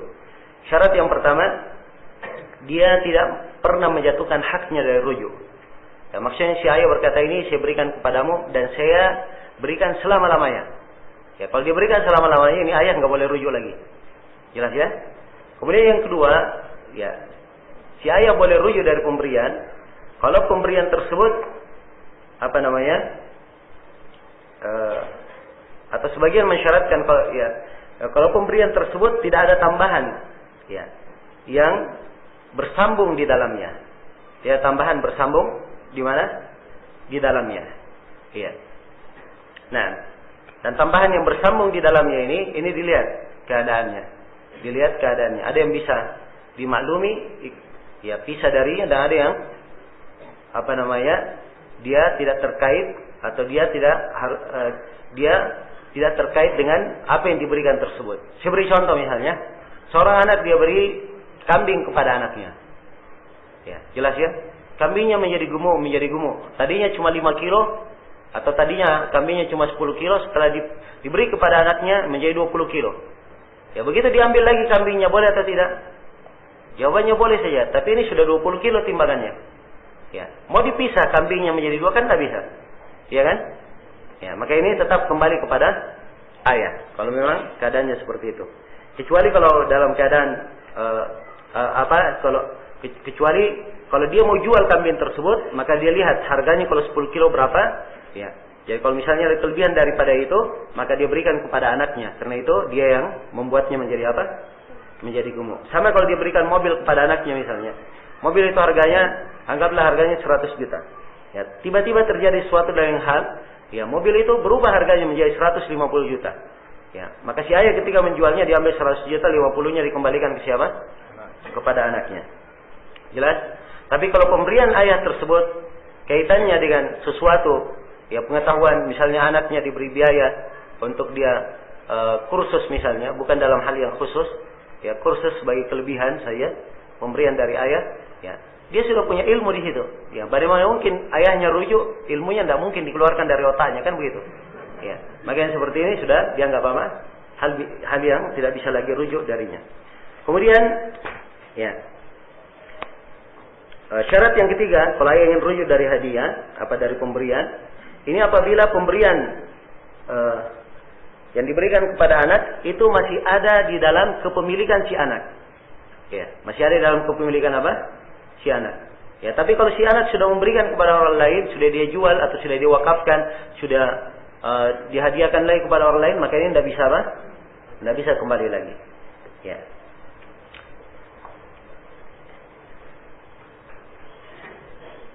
Nah, kemudian disyaratkan juga oleh para ulama, dia boleh rujuk dalam pemberian itu kalau tidak diprovokasi oleh anaknya yang lain. Iya.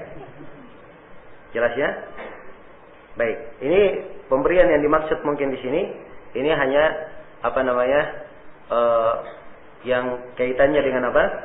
Kaitannya dengan sesuatu yang merupakan nafkah, Tapi kalau dia pemberian bermana apa yang kita sebutkan tadi dari hibah, ya asalnya memang harus adil antara apa? Antara anak-anaknya. Maka seorang ayah yang sudah terlanjur memberi hibah kepada anaknya, ya anak yang lainnya tidak dia apa? Tidak dia berikan. Maka ayah ini diberikan beberapa pilihan. Pilihan yang pertama, dia rujuk dari apa? Dari hibahnya. Pilihan yang pertama. Ya. Pilihan yang kedua, dia memberikan seluruh anak-anaknya semisal dengan itu. Ya, pilihan yang kedua dia apa? Dia memberikan anak-anaknya seluruh dari apa? Hal tersebut. Nah, itu saja. Ya.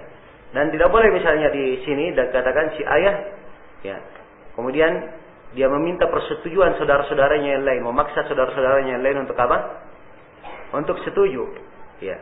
Kecuali kalau saudara-saudaranya yang lain yang mengusulkan kepada ayahnya untuk memberi, lalu ayah memberi, maka ini lain lagi apa?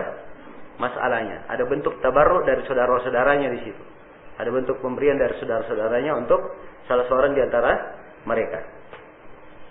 Baik, kemudian terakhir di sini selesai sudah ya pembahasan hadiah. Kemudian berikutnya kata Syukani rahimahullah, Kitabul Hibah. Ya, ini kitab berkaitan dengan masalah apa? Masalah hibah. Ya, hibah kata Syukani rahimahullah, ya, in kanat bi ghairi iwadin falaha hukmul hadiyah fi jami'il masalah. Kalau dia hibah pemberian itu hibah tanpa ada bayaran, tanpa ada imbalan, maka hukumnya sama dengan hukum hadiah pada seluruh yang telah lalu. Jadi ini definisi hibah, dan Imam Syaukani memandang bahwa hibah ini itu sama dengan apa? Sama dengan hadiah. Sama dengan hadiah. Nah, iya. Beliau katakan di dalam syarah bahwa hadiah dan hibah itu ya adalah secara bahasa dan secara syariat adalah sama. Tidak ada perbedaan antara keduanya. Tidak ada perbedaan antara apa? Antara keduanya. Nah, kemudian kata beliau, wa in kanat bi iwadin fa huwa bai'un wa lahu hukmuhu. Kalau hibah tersebut, pemberian tersebut dengan imbalan, maka dia adalah jual beli, transaksi jual beli. Dan hukumnya adalah hukum apa? Hukum jual beli. Ya, maka dilihat aja transaksinya bagaimana. Imbalannya apa? Ya, nanti akan masuk ke dalam hukum-hukum jual beli yang telah kita sebutkan. Nah, jelas ya, ini perbedaan antara hibah dan jual beli. Baik. Jadi hibah dia sama dengan hadiah, tidak ada iwad. Kalau jual beli, maka dia adalah apa? Ada imbalannya. Kemudian yang ketiga tentang masalah umrah dan rukbah. Kata beliau, wal umrah wal rukbah tujibanil milka lil mu'mar wal murqab wa yu'aqibihi min ba'dihi la ruju'a fihima. Ya, ini ketetapan dari Imam Syaukani tentang masalah umrah dan rukbah. Ya, al-umrah itu ya artinya al-umrah itu artinya adalah orang yang diberi pemberian. Ya, jadi ini di masa dahulu, di masa jahiliyah, orang-orang berkata, misalnya seorang memberikan rumahnya, dia katakan ini rumah, ya, adalah milik engkau, ya, adalah engkau berhak untuk tinggal di sini sepanjang engkau apa? Sepanjang saya masih hidup, engkau masih berhak untuk apa? Tinggal di situ, ya. Atau dia berkata, ini rumah adalah sepanjang umurmu dan hidupmu engkau tinggal di situ. Ini dikatakan apa? Ya, umrah. Ya, kemudian ar-rukbah, ya. Nah, ar-rukbah juga seperti itu, ya, mirip. Dia berkata bahwa ini pemberian, ya. Nah, pemberian. Kalau pemberian ini Ya. Kalau ini pemberian, kamu tetap gunakan dan manfaatkan. Ya. Kalau saya duluan mati, maka dia adalah untuk engkau dan untuk keturunanmu. Jelas ya? Tapi kalau engkau yang duluan mati, maka dia kembali kepada siapa? Kepada saya. Kembali kepada saya. Nah, ini yang disebut dengan nama ar-rukbah. Dan umrah dan ar-rukbah ini ya diterangkan tentang kepemilikannya di dalam hadits Abi Hurairah yang diriwayatkan oleh Imam Al-Bukhari dan Imam Muslim. Al-umrah mirathun li ahlihi. Ya, jaizah. Nah, dan di dalam hadits Jabir, baik, al-umrah itu adalah adalah warisan bagi pemiliknya. Itu adalah hal yang boleh. Dan dalam hadits Jabir riwayat Bukhari dan Muslim, ya, Nabi SAW bersabda, "Man a'mara umrah fahiya lilladhi u'mira hayyan wa mayyitan wa li'aqibihi." Siapa yang diberikan kepada sebuah umrah, maka itu untuk orang yang diberikan kepadanya dalam keadaan hidup dan dalam keadaan mati, dan untuk apa? Untuk keturunannya. Untuk keturunannya. Ya.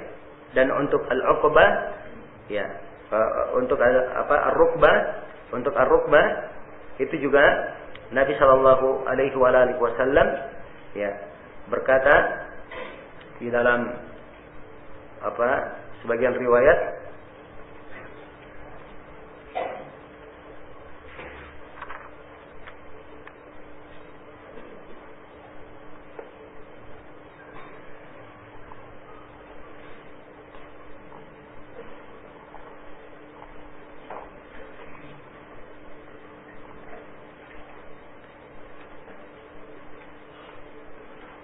ya, ada konteks yang lebih bagus daripada ini ya, di riwayat Bukhari dan Muslim. Cuma tidak disebutkan oleh Syukani di sini. Baik. Jadi maksudnya dari sisi pendalilan, ini adalah hal yang tetap bagi al-umrah dan ar-rukbah ini. Al-umrah dan ar-rukbah, siapa yang telah diberikan kepadanya, maka itu sudah menjadi miliknya. Dan al-umrah dan ar-rukbah ini masuk disebutkan di dalam kitabul hibat, sebab ini memang dia adalah bentuk dari hibah. Bentuk dari apa? Dari hibah, dari pemberian. Nah, selesai sudah ya berkaitan dengan masalah al-umrah wa rukbah. Kemudian Syukani berkata, la ruju'a fihima, tidak rujuk padanya. Sebab hibah telah berlalu bersama kita bahwa dia adalah apa? Pemberian yang tidak ada apa? Rujuk di dalamnya, tidak ada rujuk di dalamnya. Baik.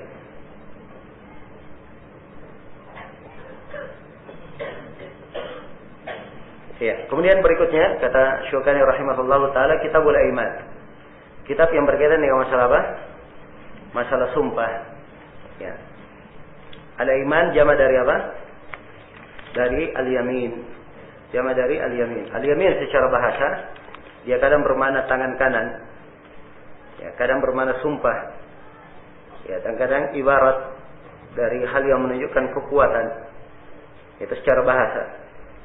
Dan secara istilah, al-yamin adalah tauqidu hukmin bidhikri mu'azzamin ala wajhin makhsus.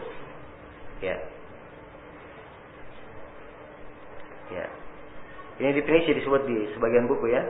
Mungkin kalau kita ingin lebih selamatnya, tauqidu hukmin bidhikri ismillahi atau sifatihi ala wajhin makhsus.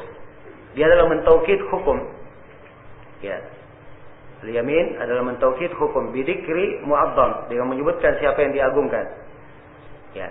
Itu yamin ya. Jadi yamin ada bersumpah dengan nama Allah dan ada bersumpah dengan apa? Selain nama Allah. Ya, dan tentunya bagi seorang muslim dia hanya bersumpah dengan apa? Dengan nama Allah, akan diterangkan. Ala wajhin makhsus, di atas bentuk yang khusus. Jadi dia mentaukid, memastikan hukumnya dengan menyebutkan siapa yang diagungkan dengan bentuk yang khusus. Dengan bentuk yang khusus. Baik. Nah, al-iman, sumpah ini hal yang ada syariatnya di dalam Al-Quran. Hal yang ada di syariatnya di dalam Al-Quran. Dalam Al-Quran kita diperintah wahfadhu aimanakum. Peliharalah apa? Sumpah-sumpah kalian. Jadi terangkan tentang memelihara sumpah. Ya. Nah, ada ayat-ayat yang lain tentang masalah syariat menjaga sumpah ini. Dan di dalam hadis Rasulullah sallallahu alaihi wasallam, Nabi sallallahu alaihi wasallam juga kadang bersumpah, ya, dan Nabi sallallahu alaihi wasallam ya bersumpah dengan nama Allah, dan beliau menganjurkan memberikan ketentuan-ketentuan di dalam hal ini, seperti di dalam hadis Ibnu Umar yang diriwayatkan oleh Imam Muslim, Nabi bersabda, "Man kana halifan falyahlif billahi aw liyasmut." Siapa yang bersumpah maka hendaknya dia bersumpah dengan nama Allah atau dia apa? Dia diam. Dia bersumpah dengan nama Allah atau dia diam.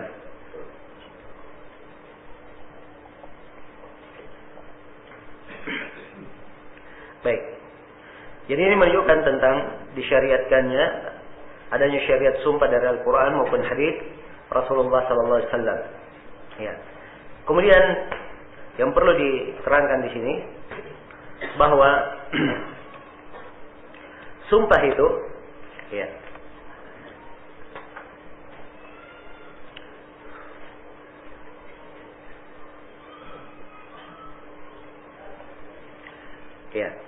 sumpah itu hukumnya berbeda-beda. Kadang dia wajib, kadang dia mustahab, kadang dia boleh, kadang dia makruh, dan kadang dia apa? Kadang dia haram. Ya.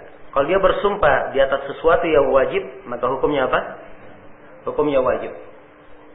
Ya. Misalnya dia diminta persaksian untuk membebaskan tuduhan dari seorang muslim yang tidak bersalah misalnya. Ya. Yang dia lihat tidak bersalah. Maka dia bersumpah di atas hal ini, hukumnya apa? Hukumnya wajib. Ya. Kemudian mustahab. Ada sifatnya mustahab. Jadi kalau sumpahnya dibangun di atas hal yang apa? Hal yang sunnah. Dibangun di atas hal yang sunnah. Kalau dia menganjurkan seorang kepada yang baik, ya kemudian dia sumpah untuk hal tersebut supaya dia termotivasi untuk melakukannya, maka itu adalah baik. Kemudian mubah, ada yang diperbolehkan, ada yang makruh dan ada juga yang apa? Yang haram. Ada yang makruh dan ada yang haram. Yang haram kalau dia bersumpah dengan yamin al-ghamus, dengan sumpah palsu.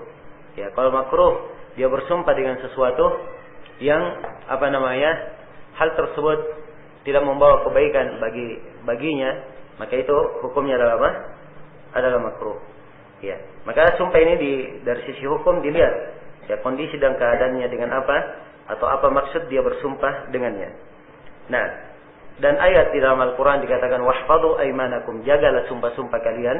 Ini kata para ulama penjagaan dalam 3 hal. Penjagaan yang pertama, penjagaan dari awal. Ya, jangan sampai dia bersumpah ya dengan tidak atau bersumpah dengan bentuk yang tidak disyariatkan. Jangan dia bersumpah misalnya dengan selain nama Allah. Jangan bersumpah untuk hal yang haram dan selainnya. Jadi ini makna wahfadhu aimanakum. Dia jaga dirinya, jangan dia bersumpah dengan hal yang apa? Tidak benar. Kemudian yang kedua, dari mana ayat? Dia bersumpah menjaga hal yang di tengah sumpah. Jadi kalau dia bersumpah dengan sesuatu, maka dia jaga dirinya, jangan sampai dia melakukan perbuatan yang melanggar apa? Sumpahnya. Ya. Kemudian yang ketiga, ada keterkaitannya sumpah setelah dia bersumpah. Setelah apa? Dia bersumpah. Jadi kalau setelah dia bersumpah, dia batalkan sumpahnya, maka dia wajib untuk apa? Membayar kafarah. Ini dari penjagaan terhadap apa? Sumpah. Nah, akan disebutkan insyaallah tentang hukum-hukum membayar apa? Membayar kafarah. Baik. Kata Syaukani rahimahullahu taala, al-halafu atau al-halfu innama yakunu bismillah aw sifatillah. Ya, bersumpah itu hanyalah dengan nama Allah atau dengan apa? Sifat Allah. Ya, hadis yang saya bacakan tadi itu jelas. Man kana halifan falyahlif billahi aw liyasmut. Siapa yang bersumpah, hendaknya dia bersumpah dengan nama Allah atau dia diam. Ya, jadi dia boleh bersumpah dengan nama Allah. Demikian pula dengan sifat Allah. Sebab Nabi SAW juga bersumpah dengan apa? Dengan sifat Allah Subhanahu wa taala. Ya, maka ini dua diperbolehkan. Nama Allah dan apa? Sifatnya. Ya. Nama Allah Subhanahu wa taala seluruh nama yang merupakan nama apa? Nama Allah. Apakah itu nama khusus bagi Allah atau nama yang mungkin sebagian makhluk bernama dengannya? Jelas ya? Demikian pula sifatnya, seluruh sifat Allah. Apakah sifat fi'li atau sifat apa? Sifat dzatiyah. Baik. Ya, adapun bersumpah dengan Al-Quran, kalau yang dia maksudkan dengan bersumpah dengan Al-Quran, bersumpah dengan sifat Allah, sebab Al-Quran adalah kalam Allah, maka ini adalah apa? Adalah benar. Ya, sumpah yang seperti ini adalah benar. Jelas ya? Tapi kalau dia bersumpah dengan Al-Quran, maksudnya bersumpah dengan mushaf, ya dengan kertas, maka ini dia artinya bersumpah dengan apa? Dengan makhluk. Nah, baik. Kemudian kata Syaukani rahimahullah, wa yahrum al-halfu bighairi dzalik. Dan tidak boleh seorang itu bersumpah dengan selain daripada itu. Ya, jadi tidak boleh seorang bersumpah dengan selain nama Allah Subhanahu wa taala. Ya. Nah, jelas?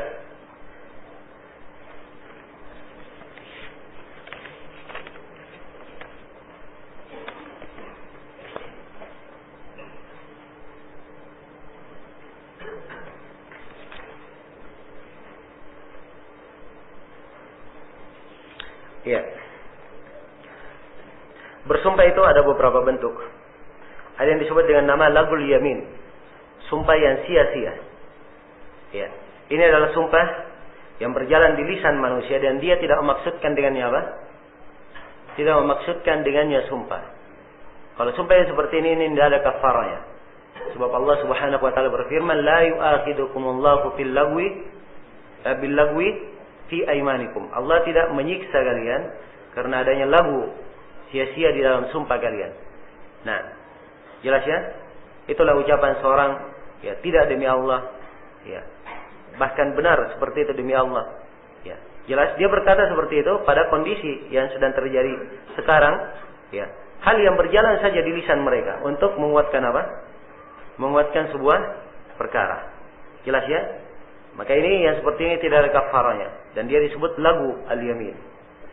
Nah, kemudian berikutnya ya, jadi jenis sumpah yang kedua adalah al-yaminul ghamus. Ada sumpah yang apa? Sumpah palsu. Ini akan diterangkan oleh Syaukani tentang sumpah palsu. Ya, walaupun sumpah lagu juga akan diterangkan. Dan al-lagu ini apa? Yamin ghamus ini, sumpah palsu ini adalah dosa dari dosa-dosa besar. Dosa dari dari dosa-dosa besar. Dan berbeda pendapat di kalangan para ulama apakah ada kafarahnya atau tidak. Dan yang benarnya ada kafarah bagi sumpah palsu yang membayar kafarah. Nah, yang ketiga adalah inilah yang disebut dengan yamin al-mukaffirah. Ada sumpah yang bisa digugurkan. Ya, ini yang dibahas sebenarnya di pembahasan apa? Di pembahasan al-iman ini yang ingin diterangkan bagaimana maksud saya ini yang dibahas kalau dikaitkan dengan masalah kafarah secara asal.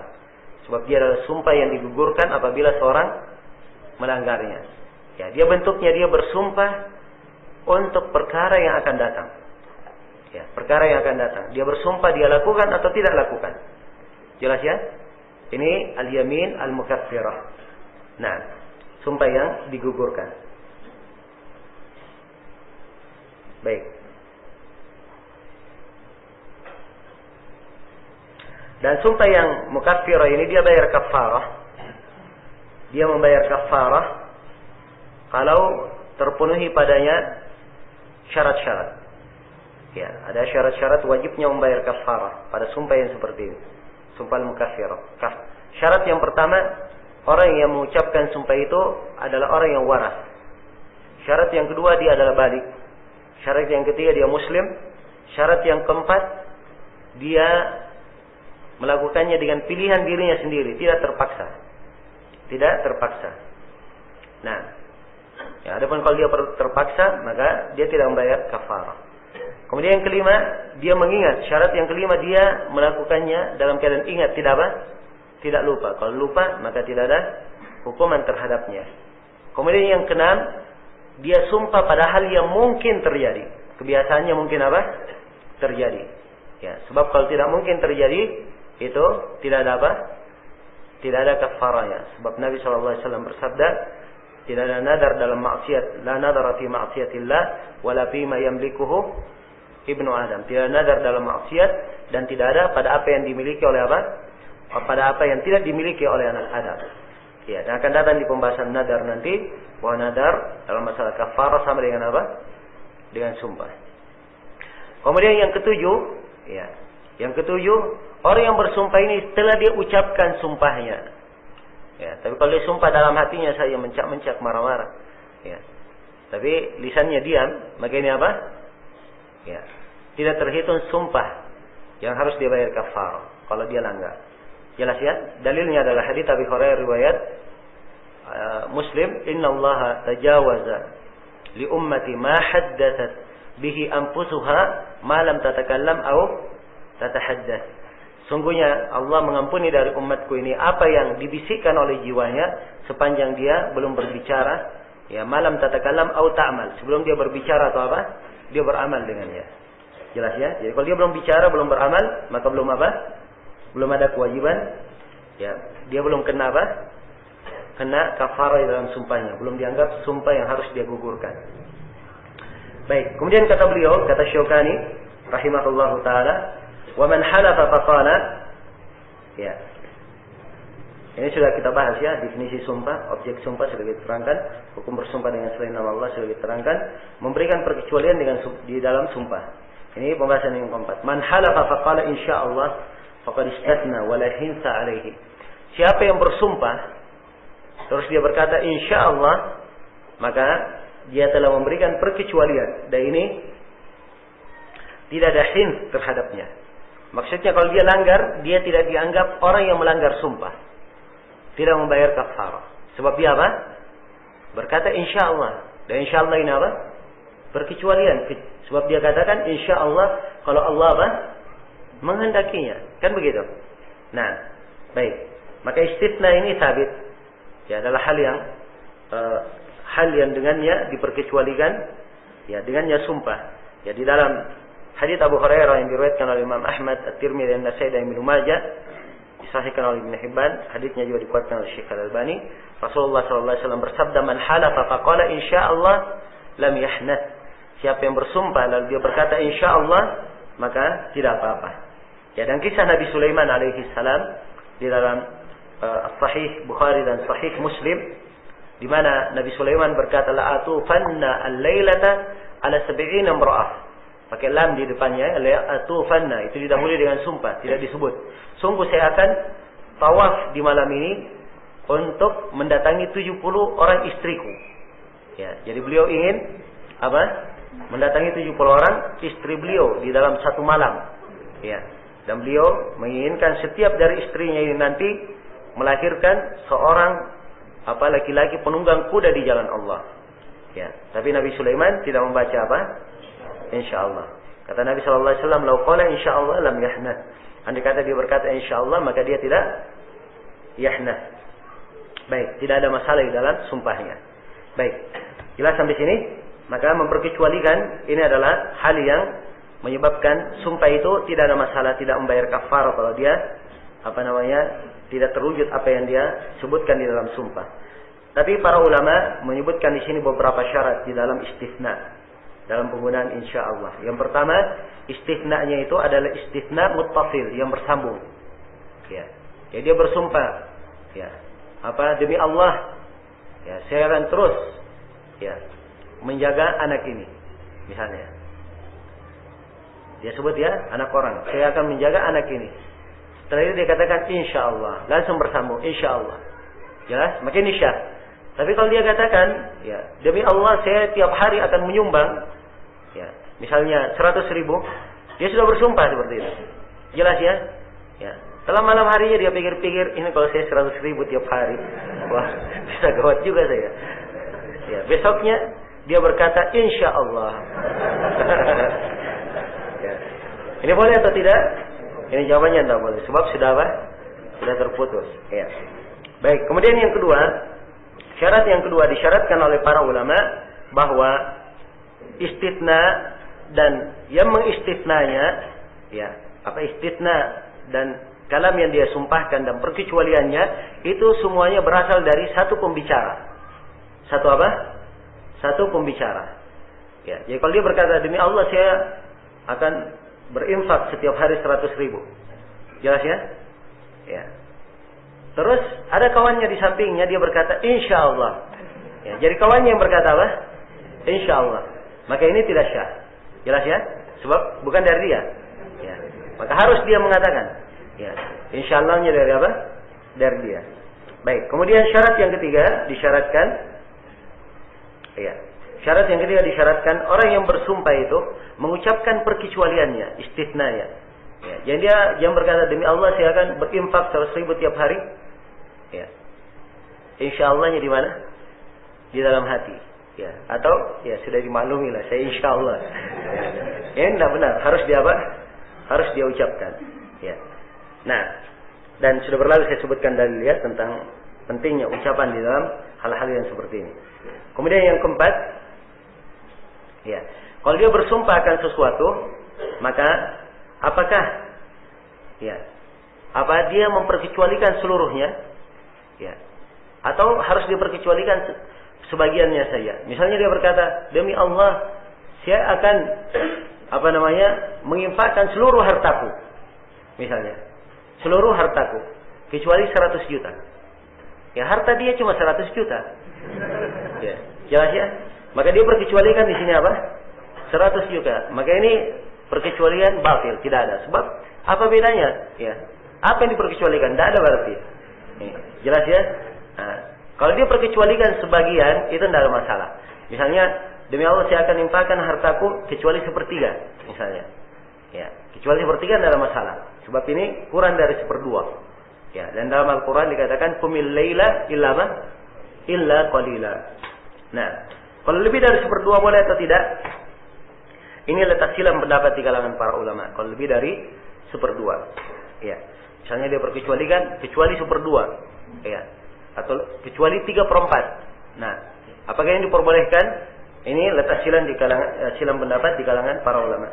Ya Allah alam, kalau lebih dari 1/2 juga itu boleh saja. Yang penting jangan semuanya. Ya baik, supaya jelas ada perkecualian dan ada yang diperkecualikan darinya. Jelasnya ada suatu, kemudian ada yang diperkecualikan supaya nampak dua hal, mustasna dan mustasna minhu. Ya. Baik. Kemudian kata Syaukani rahimahullah, "Wa man halafa ala syai'in fara'a ghairahu khairan minhu falyati alladhi huwa khair wal yukaffir an yaminihi." Siapa yang bersumpah atas sesuatu lalu dia melihat selain dari sesuatu itu lebih baik darinya, hendaknya dia datangi yang lebih baik dan dia bayar kafarah terhadap apa? Terhadap sumpahnya. Ini sekarang sudah ada orang yang bersumpah. Dia bersumpah demi Allah, saya tidak akan datang ke tempat itu lagi. Ya. Jelas ya? Ke tempat itu lagi. Dia sebut tempat orang. Karena dia pernah datang ke sana, mungkin ada hal yang dia dapatkan tidak menyenangkannya dan dianggap tidak ada manfaatnya lagi dia ke sana, maka dia bersumpah tidak akan datang lagi. Jelas? Ternyata ya, suatu saat dia melihat dari kemaslahatan dia harus datang ke sana. Jelas? Maka di sini tuntunannya, kalau dia sudah bersumpah tentang sesuatu, ternyata ada yang lebih baik daripada itu, dia datangnya lebih baik. Dan sumpahnya dia apa? Dia bayar kafarah. Dan ini berdasarkan sejumlah hadis dalam riwayat Bukhari dan Muslim. Ada dalam hadis Abdurrahman bin Samurah, ada dalam hadis Abu Musa al-Asy'ari, dan ada pula dalam hadis Abu Hurairah dan selainnya. Nah, di antaranya hadis Abu Musa al-Asy'ari, Rasulullah sallallahu alaihi wasallam bersabda, "La ahlifu ala yaminin fa'ara ghairaha khairan minha illa ataitu alladhi huwa khair wa kaffartu an yamini." Kata Nabi sallallahu alaihi wasallam, tidaklah saya bersumpah terhadap sebuah sumpah, fa'ara ghairaha khairan minha. Saya melihat selainnya lebih baik daripada apa yang saya sumpahkan, kecuali saya akan datang yang lebih baik itu. Dan saya bayar kafarah untuk apa? Untuk sumpah. Jelas ya? Bayar kafarah untuk sumpah. Jadi kapan dia sudah bersumpah terhadap sebuah perkara mustakbal, ya, kemudian dia gugurkan, dia lihat yang lebih baik, maka hendaknya dia bayar kafarah untuk apa? Untuk sumpahnya. Nah, sama di masa ini ya, sering, ya, dan ini kadang dimaklumi ya, kita di masa ini diuji ya dengan banyaknya jamaah-jamaah yang mengatasnamakan dirinya apa? Jamaah, dan mereka ada baiat. Baiat itu adalah apa? Adalah sumpah. Ya, mengambil sumpah setia. Jelas ya? Baiat adalah apa? Sumpah. Maka baiat ini ya, begitu dia tahu bahwa dia salah di situ, di dalam jemaah tersebut, apa yang dilakukan oleh jemaah tersebut adalah salah, ya, dia membaiat bukan pada imam kaum muslimin yang syah, ya, maka dia wajib untuk apa? Melepaskan baiatnya, membayar kafarah untuk apa? Untuk sumpahnya. Maka sumpahnya ini harus dia bayar apa? bayar kafarah. Maka harus dia datangi lebih baik. Dia harus membayar kafarah akan hal tersebut. Baik. Kemudian setelah itu kata Syaukani rahimahullah, sudah kita terangkan ini ya. Kemudian kata beliau, "Wa man ukriha 'alal yamin fa huwa ghairu lazimah wa la ya'sam bil hinsi fiha." Siapa yang dipaksa untuk bersumpah, ya maka itu tidak lazimah terhadapnya, tidak harus terhadapnya. Dalam artian kapan dia langgar, dia tidak apa? Tidak bayar kafarah. Ya, tidak bayar kafarah. Misalnya disumpah, dipaksa, kamu bersumpah, tidak akan ke sini lagi. Ya. Tidak akan ke sini lagi. Kalau kamu tidak bersumpah, maka kami pukuli misalnya. Ya. Dia nggak bisa lepas, sudah. Akhirnya dia bersumpah apa? Ya, demi Allah saya tidak akan ke sini. Maka ini sumpahnya apa? Ya. Tidak berarti baginya, tidak lazimah, bukan hal yang diwajibkan dia bayar kafarah kalau dia langgar. Sebab asalnya dia terpaksa, dan orang yang terpaksa itu adalah orang yang dimaafkan. Illa man ukriha wa qalbuhu mutmainnun bil iman. Ya, kecuali orang yang dipaksa dan hatinya tetap tenang dengan keimanan. Dan Nabi sallallahu alaihi wasallam bersabda, "Rufi'an ummati al-khata' wa nisyan wa mastukrihu alaihi." Diangkat dari umatku kesalahan dan kelupaan dan apa yang dipaksakan terhadap apa? Mereka. Baik. Kemudian kata beliau rahimahullah taala, ya. Wal yaminul ghamus hiya allati ya'lamul halifu kadibaha. Ya, ini tentang sumpah palsu. Sudah kita terangkan ya, sumpah palsu itu. Dia adalah dosa besar. Yaminul ghamus, sumpah palsu, dia adalah sumpah yang di mana orang yang bersumpah dia tahu bahwa dia dusta di dalam hal itu. Nah, dan ini ada di dalam hadis yang diriwayatkan oleh Imam Al-Bukhari, ya, rahimahullah, dari Ibnu Umar. Ya, Nabi sallallahu alaihi wasallam yang ditanya tentang dosa besar, maka beliau sebutkan wal yaminul ghamus, dan sumpah palsu, salah satu yang disebutkan. Maka orang itu bertanya, ya, wa mal yaminul ghamus, apakah sumpah palsu itu? Kata beliau, allati yaqtati'u biha malam ri'in muslim wa huwa fiha kadhib. Dia adalah sumpah yang seorang bersumpah dengannya hanya untuk merampas harta seorang muslim dan dia dusta dalam hal itu. Dia apa? Dusta dalam hal itu. Ini yamin al-ghamus dan dia adalah apa? Dosa besar. Nah, dan siapa yang bersumpah dengan seperti ini telah kita sebutkan bahwa pendapat jumhurul ulama dia dihitung sebagai apa? Dia wajib membayar kafarah. Ya, dia sudah dusta, ya. Kemudian dia wajib untuk membayar kafarah akan hal ini. Kemudian berikutnya kata beliau wala mu'akhadata bil lagwi. Ya, dan tidak ada dosa di dalam apa?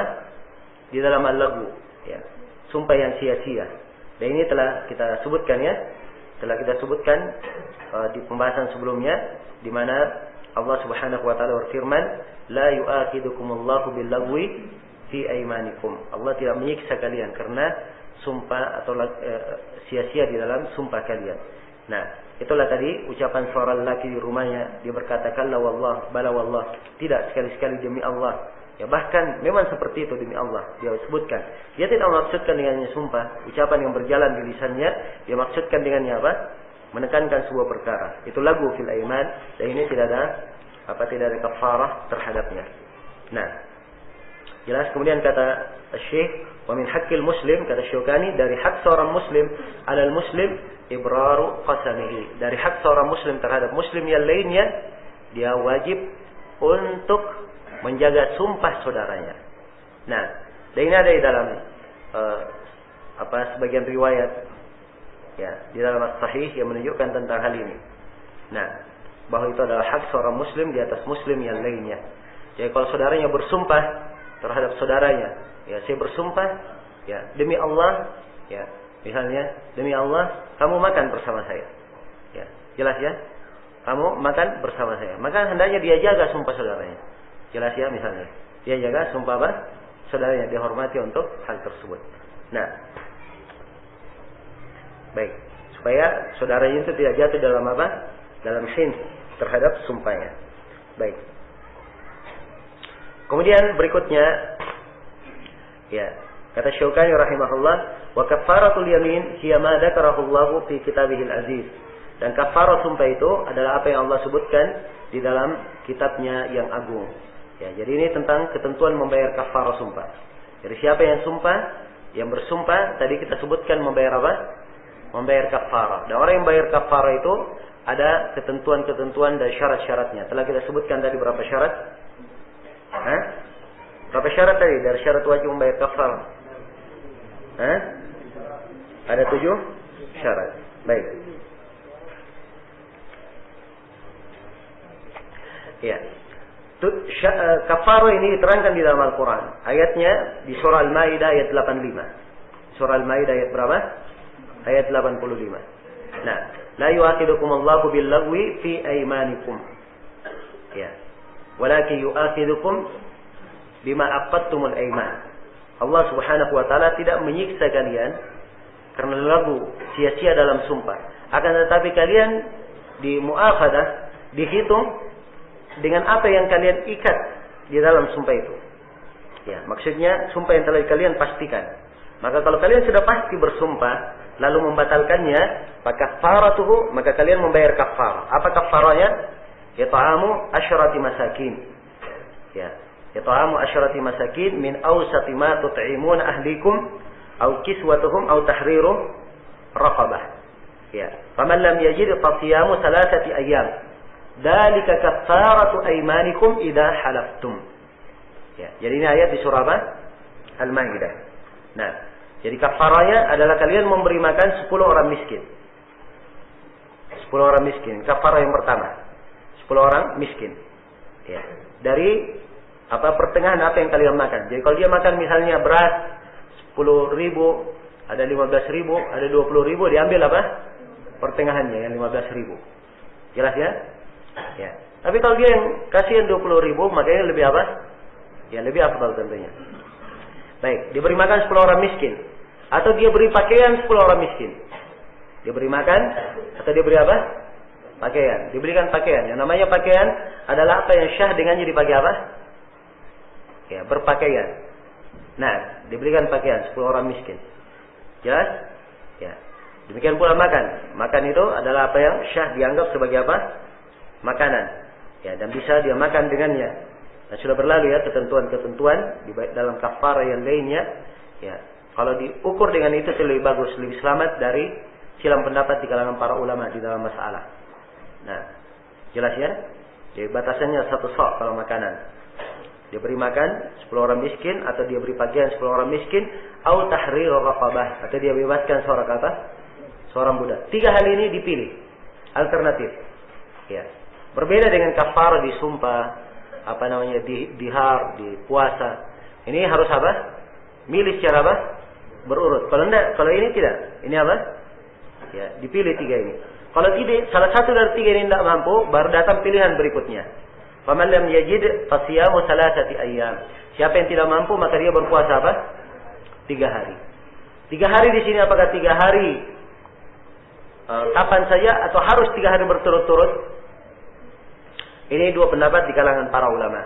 Tapi telah syah dengan sanad yang sahih dari Ibnu Mas'ud radhiyallahu taala anhu.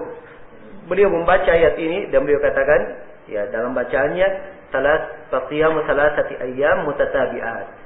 Ya, puasa 3 hari berturut-turut. Jelas ya? Dan bacaan Ibnu Mas'ud ini hujjah dalam hal ini. Punya hukum apa? Hukum marfu' yang menunjukkan bahwa dia harus puasa 3 hari berturut-turut. Ya, jelas sampai sini ya? Baik, ini yang terkait dengan masalah membayar kafarah. Ya wallahu taala alam. Baik. Sebentar malam insyaallah taala kita lanjutkan kitab An-Nadar. Ya, tentang masalah nadar. Ya. Baik, sampai sini dulu. Subhanakallahumma wa bihamdik, asyhadu an la ilaha illa anta, astaghfiruka wa atubu ilaik. Walhamdulillahirabbil alamin.